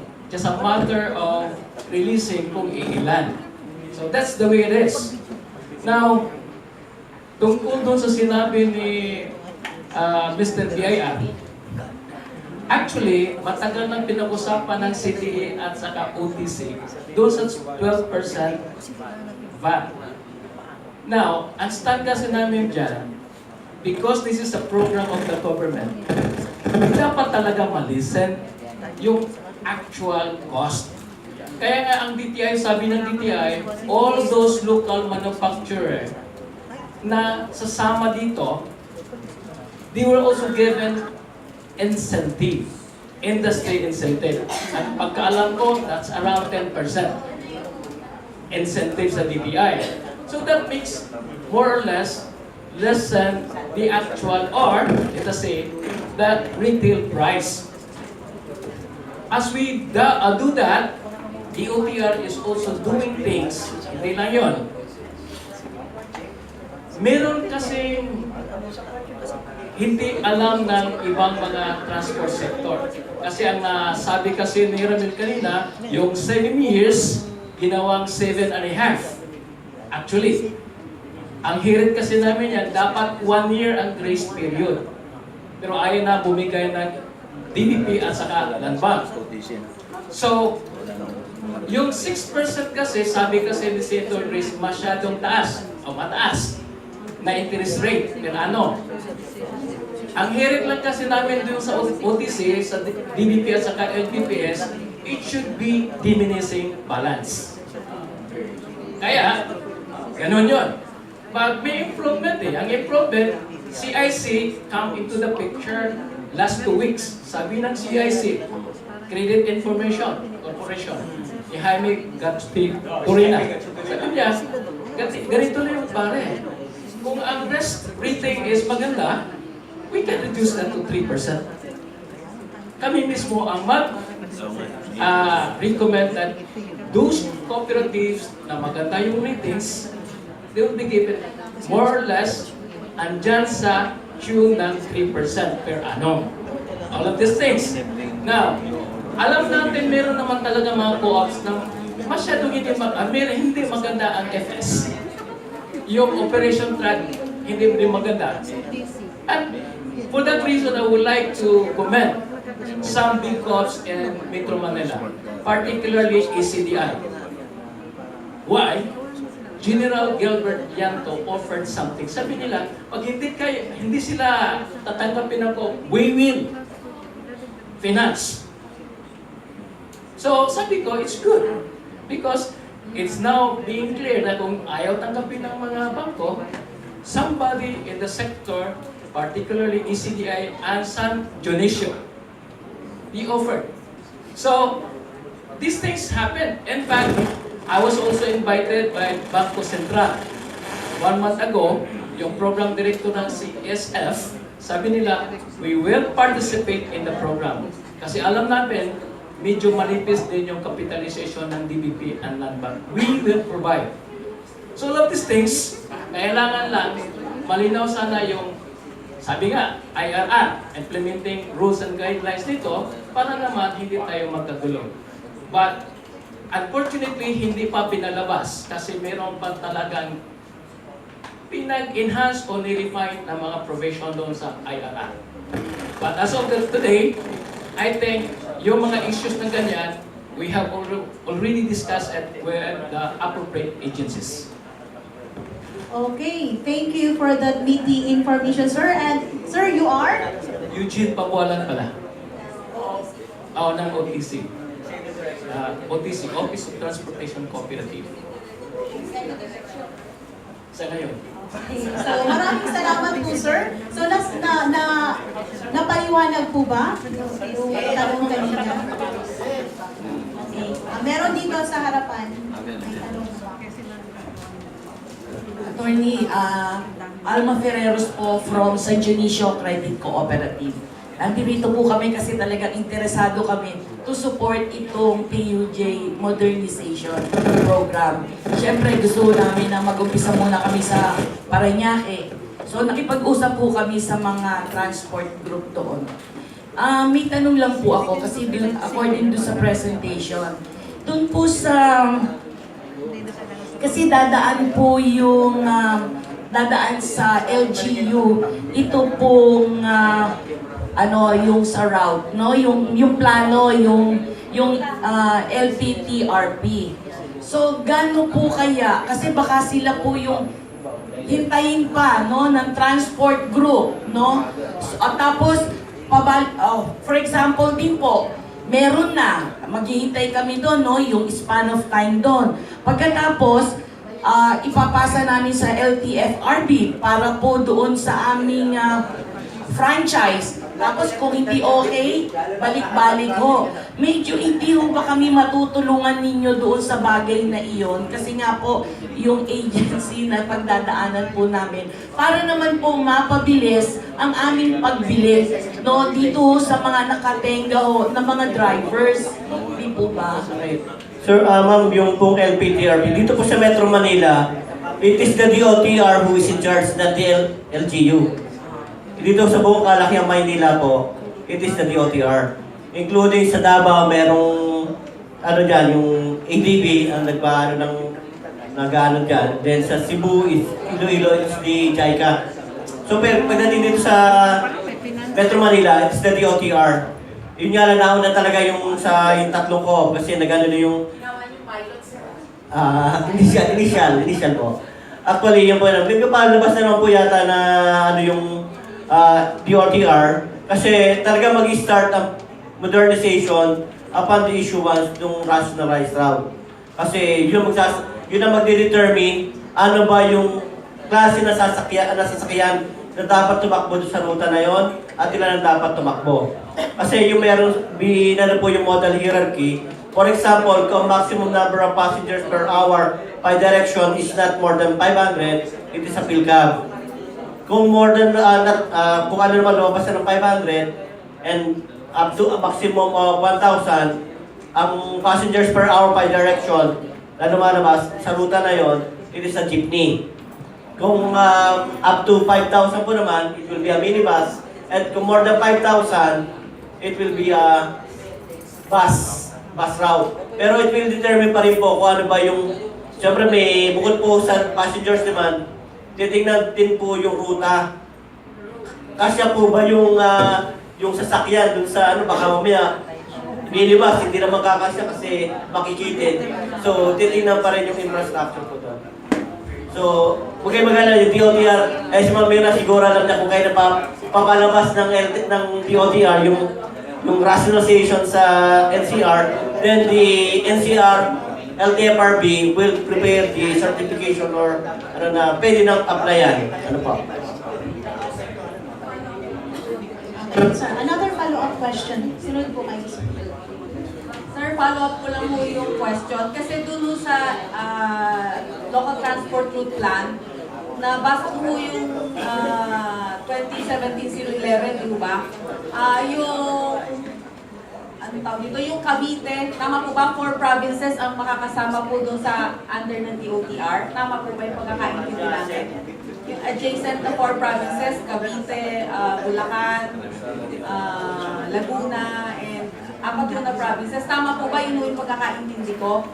And kung sa provinces naman po, ano na po yung status natin pagdating po dun sa pag-educate or pag-ano natin sa mga LGU, yung capacity building sa LGUs. Kasi hanggang ngayon ho, may lumabas na na joint memorandum circular ng DILG at saka DOTR para ma-inform. Pero pumunta ho kayo sa mga LGUs, hindi ho nila alam na meron. Kasi nagpa-follow up na ho kami sa LGU. Paano ho gagawin natin? Actually, alang pagkakaalam ko, 2 week na to, mag-start na yung LTFRB ng capacity building for the LGU regarding sa preparation or formulation ng LPTRP. So, lalabas na po sila. Okay, thank you. Next question. Magandang tanghali po sa inyo lahat. Ako po si Mr. Wansayo ng Southern Tagalog Union of Transport Cooperative. Pilot project din mo kami ng OTC. Alam po ng mga taga-OTC. Kami naman ay kundi marami na tayo natin ng mga forum, ng DOTR. Sa Southern Tagalog, hinahantay na lang natin yung guidelines. Upang tagayon, makita ho natin kung saan ho yung banggaan natin. At kung magtatalakayan po tayo, tapos wala naman po nakitang guidelines, sana ho mas maagang ilabas para na pag-aaralan po namin. At yung ano po yung mga una namin, na guidelines nila naman, baka pwede ilapit ulit sa inyo, na ito yung gawin po natin. Sana po mas maagang ilabas. At naman po sa mga local government, at tulad po sa GMA, ako 15 taon humawak ng transport cooperative. Pag tinanong niyo po ang local government, naka-ready lang daw, hindi umano sila. Nag-aantay lang daw ng kailangan ng gobyerno. Pero kami po rin yung naiipit. Kasi po sa past na administration, naging maluwag po tayo. Ngayon po medyo naging ipit tayo. Hindi naman din yung kasalanan ng mga transport group. Kaya sana po pag-aralan ang lahat ng ito upang sa gayon magkabigayan tayo. Hindi na tayong kailangan magkairingan pa kung ano yung mga kailangan. Ganun lang po sa amin. Salamat po. Actually, it's not a question, it's a suggestion. Actually, ang LTFRB naman may mga pinalabas na po sila mga MCs, may mga nauna ng MC na pinalabas pertaining to the OFG. Yun lang, may mga pending pa rin ng mga MCs na yan. So, noted sir, parating lang po namin. Okay, may magtatanong ka? Okay, sir. Magandang tanghali. Ako pala si Michael Moralde. Appointed chairman ng Luzon Transport Service Cooperative. Ang tinatayo namin is transport nga pero logistics siya, hauling. So, ang question po namin is kung meron po bang provision para sa modernization, para sa logistics.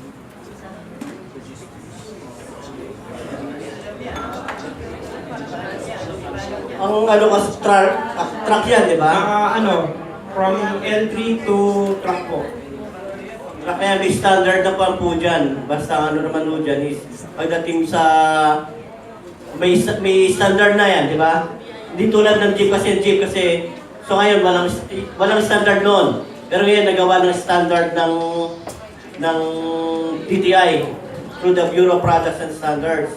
Pagdating naman po doon sa sinasabing modernization, alam mo lahat naman niya may its requirements na sinakda ng ang DOTR pagdating sa even sa mga trucks, sa mga minibus, sa buses, lahat, even taxis, meron na yung nilagay ng its requirements na ipinasanbas na. Ito na yung huli, yung PUJ, ito yung pinakahuli na nilagyan ng its requirements na 15 years. Pero lahat kayo meron na rin.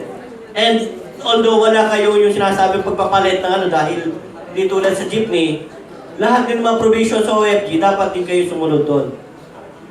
Yung mga tulad sa mga GPS, yung mga garage, etc., yung mga requirements yan, dapat mag-comply po kayo. Medyo malaking problema kasi namin, malawak po yung aming operation. Hindi kagaya ng city lang siya. British Summit, nagdi-deliver kami up to Baguio or hanggang Pangasinan, which is located kami sa Marikina, supported kami ng CUMC ng Cooperative. So, yun ang nagiging problem namin ngayon kung paano kami tutuon doon sa modernization program ng government. Ayun lang ang tanong namin. Siguro mas maganda, sir, bigyan nyo lang kami ng pagkakataon kasi parang kami pa lang ata yung una magkakayo ng cooperative about logistics. So, nagre-request kami, which is ano po kami doon sa property nga, yung sa sinasabi ni Sir na para maangat ang antas ng hindi lang isang tao, kundi lang lahat ng mga maliliit na hauling. Nagsama-sama kami para lang sa kagaganda ng buhay ng bawat isa. Which is support kami doon sa ano ni Sir, sa CDA nga or sa program na sinasabi ng government. Ngayon Sir, nag-request na lang kami para makamove on kami, hingi kami ng tulong sa OTC para mas maayos po yung aming mga, kung ano man yung kailangan namin i-provide or negotiation na aming sundin, willing po kami. Accredited na po ba ng OTC? In process? Ongoing pa yung registration namin, sir. Willing na kami ng tulong. Ang tanong ko, sir, binanggit ninyo kanina na sa pamamagitan ng federalismo ay magkakaroon ng tunay na pagbabago. Ang tanong ko po ay, para mapalaganap ang tungkol sa pagbabagong ito. Dahil sinabi nyo na nagbibigay na kayo ng mga impormasyon. Gusto nyo bang tulungan kayo ng mga kooperatiba para mas lalo pa itong mapalaganap? Salamat po. Malaking tulong po ang nabibigay ng cooperative sector tungkol doon sa pagsusulong ng pagbabago natin inaasahan. Lalo na sa mga advocacy ng Cooperative Development Authority doon sa ginagawa ng pamahalaan. So, ang hinihiling po natin sa sektor ng kooperatiba ay sundin yung mga panuntunan ng talaga ng isang tunay na kooperatiba na masasabi natin ang ginagawa ninyo ay tumatahak sa tunay na gawain ng isang tunay na kooperatiba. Kung maiwasan natin na ma-involve ang mga cooperative sa mga illegal activities. Alam po natin na maraming usapin na kinakaharap ang kooperatiba sa ngayon. Lalo-lalo na may mga nagtatayo ng kooperatiba na ibang layunin. Ginagamit ang salita na kooperatiba pero iba ang ginagawang pamaraan at gawain. Kung susundin natin ang mga kaisipan, mga fundamentals na kung ano tulong talaga ng kooperatiba, malaking tulong na po yan sa Cooperative Development Authority. Ako nga pala po si Corazon Chano ng Cooperative Union of Taguig and Plateros. Pero Specifically, pwede bang bigyan nyo ang mga kooperatiba ng otorisasyon para matulungan kayo sa pagpapalaganap ng tunay na kahulugan nito? Amin pong pinag-uusapan yan at magiging malaking bahagi ang sektor ng cooperative maging kagapay ng Cooperative Development Authority sa mga gawain na isinusunod natin. Salamat po. Maraming salamat. We have one last question. Sige po. Bibigyan na.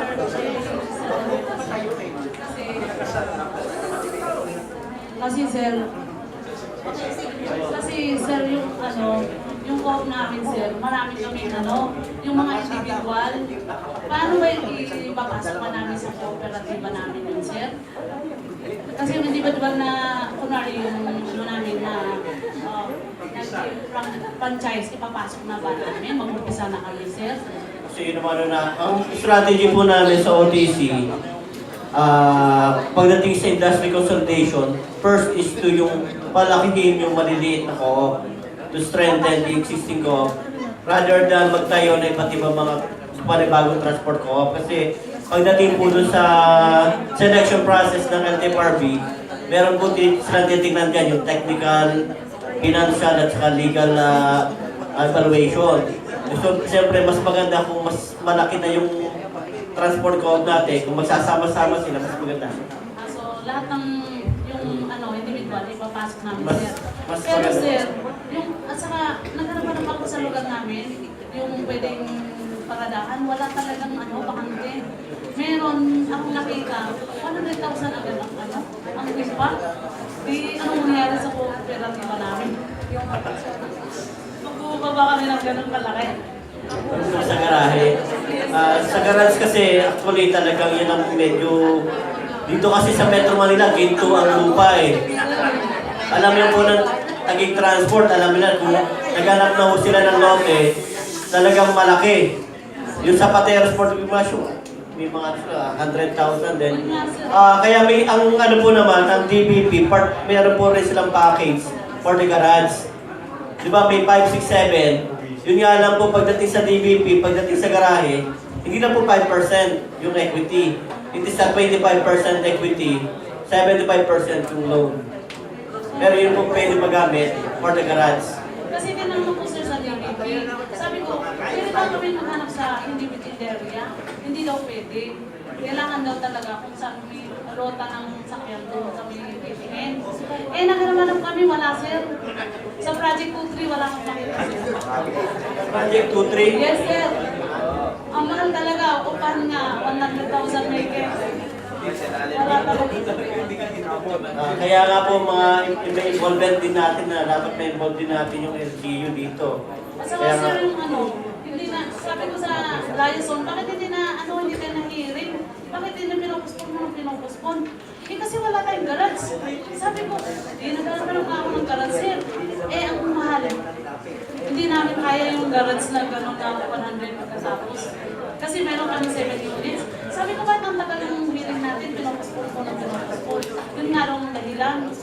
So, dahil sa garage. Ang requirements po sa OFG pagdating sa garage is 100% yung total number of units plus 30% para po dun sa maintenance pay, refueling, etc.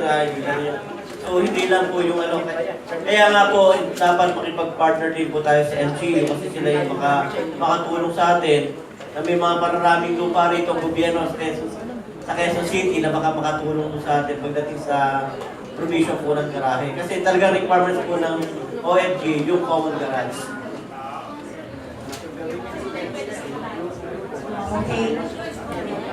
Okay na po. Sir, yung industry coordination ba, that is within your level lang po talaga sa LTFRB or sa OTC? Hindi pa involved dyan ang CDA? Involved po. Kaya kumakita nyo sa partners, may mga involving partners po, nakasama po doon ang CDA. pati yung department So ng yung collaboration collaboration with is the with CDA, the... it all started sa phase pa lang po na Yes, sir. Yes, ma'am. sa industry Yes. coordination. Okay, another question, sir? Sir Gilbert Lantano po from Molino Ayala Transport Cooperative. Bagong kooperatiba lang po kami, na-approve lang po kami ng October 4, 2017. At yung mga franchise po namin ay mga individual. So, on process po kami nung ano po nung requirements po ng aming accreditation sa OPC. Pero yung mga membro po namin, marami hesitant na mag-submit po ng management agreement. Ano po ba ang pinakasimple na paliwanag sa kanila? Bakit kailangan po namin mag-submit ng management agreement? Yung management agreement po, sa ngayon, nasa sa existing system, yan po ginagamit na instrumento upang yung co-op ang siyang mamahala nung sasakyan. Including dispatching, yung pag-aaskas sa registro, yung mga operations ng transport ng unit. Pero sa bagong sistema po, hindi na po magagamit yung management agreement kasi fleet management na po yung ipapatupad under sa OFG. At kung saan, kung papalitan na po nga yung unit, it will be in the name of the co-op na, not on the individual operator. So, required na po kami magpalit na ba ng unit under Hintayin po na natin muna siyempre. Sabi ko nga, mag-start yung modernization upon the approval ng rationalized route. Kung sa Cavite kayo, hintayin natin na maano yung ruta nyo, then afterwards, saka kayo pwede mag-start. Hindi ko may pambili na ako, malaking yung co-op namin. Bili na agad kami, tulad sinasabi ng San Dionisio. We cannot start that way. Kailangan muna mag-determine yung approved rationalized route. Yun ang magiging basya natin kung ano yung dapat nating biling sasakyan at ilan ang dapat nating bilhin. Sir, salamat po. Ganito po, sa panig ng Biyaya, if the certificate of public convenience or franchise is still in the name of the single proprietor at meron kayong tinatawag na so-called cooperative at registered sa CDA, sino ba ang kumukolekta ng fare? Si driver operator, di ba? Sino ba ang bumibili ng spare parts? Si driver operator. Sino ba ang bumibili ng gasolina? Diesel, si driver operator. So therefore, for all intent and purposes, ang cooperative is just a mere association. Parang association lang, ano lang kayo, sige. Pero in reality, kasi dapat ang strict interpretation yan, the Certificate of Public Convenience issued by LTFRB should be in the name of the cooperative para talagang masasabi. Otherwise, may buwis yan.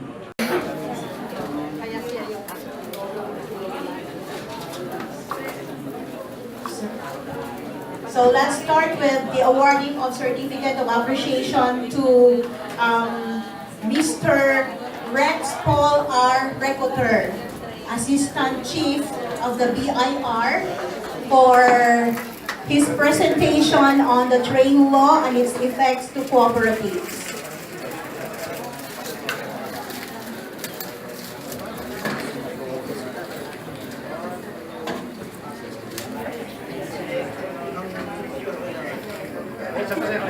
Isa pa.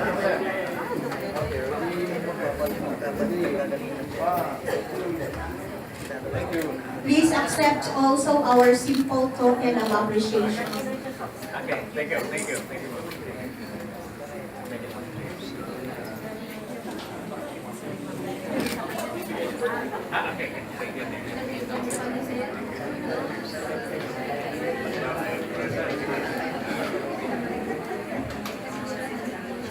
The CDA Board of Administrators will also award a certificate of appreciation to Mr. Ramil S. Urrera, Board Secretary of the Office of the Transport Cooperative.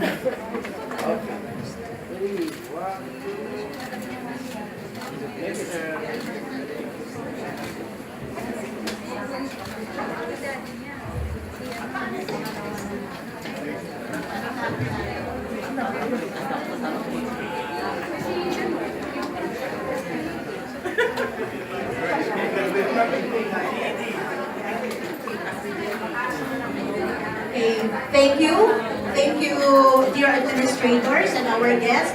Okay, this time let us witness the ceremonial lighting of the candles for the CDA anniversary cake.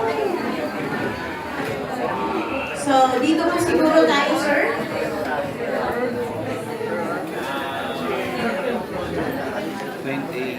Birthday ko ba yan?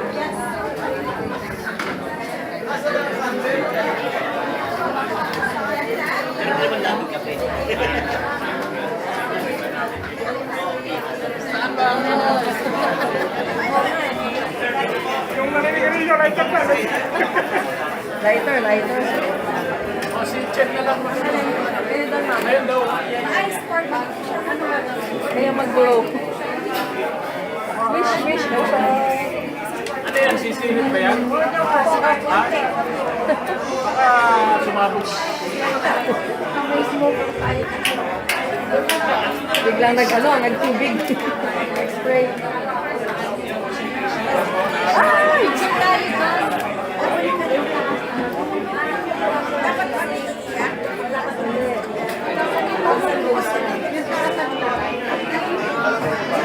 Baka dapat ito yung dalawa na.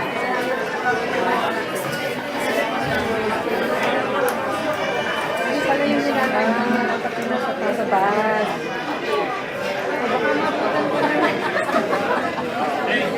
Yan. Happy anniversary! Magkano naman pala sa natin yan? Ma'am, medyo lapit pa doon. Okay, happy anniversary, CDA! One round of applause, please.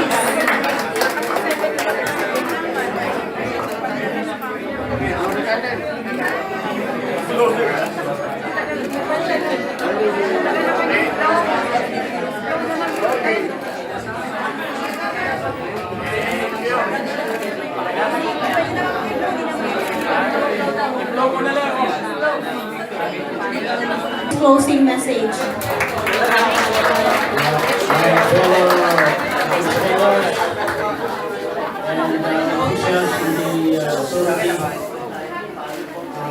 My friends, my guests, ladies and gentlemen, good afternoon. Before I go in my closing remarks, mayroon na akong tanong. I would like to take this advantage, this opportunity, because we have the representative from the Bureau of Internal Revenue. Meron kasi akong, I am a victim of demoralization. And because of that, when I submitted my SAL-in, I have to copy my previous SAL-in. Because all my properties are in the house. And I was only authorized to enter that house for once only, from May 23 up to the present. Yun po ang ating pwede, sir. Kasi I rarely copied my SAL-in, previous SAL-in. Hindi ko alam, my house was still looted. Hindi ko alam kung ano yung hindi nasira. Yun lang po. You can give me the answer now.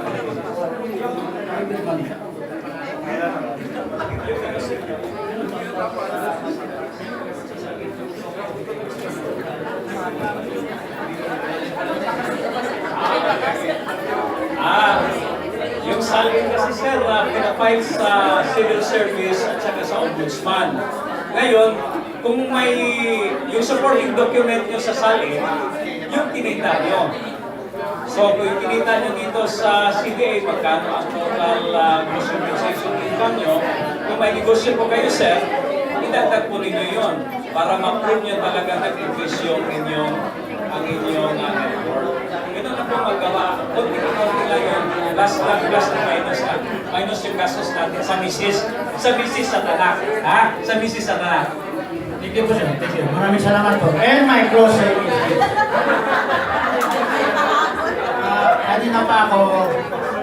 Kanina pa ako silip ng silip sa labas. Why? Because I would like to sit in that if our people are ready to serve after the program. Pero sa tingin ko, they are ready. And because of that, to all our best friends from the sector, and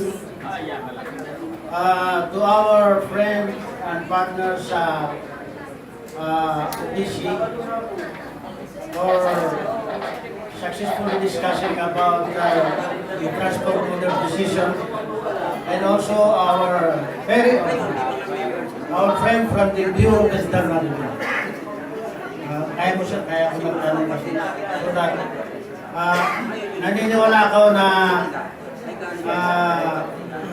there is always an exception to the rule.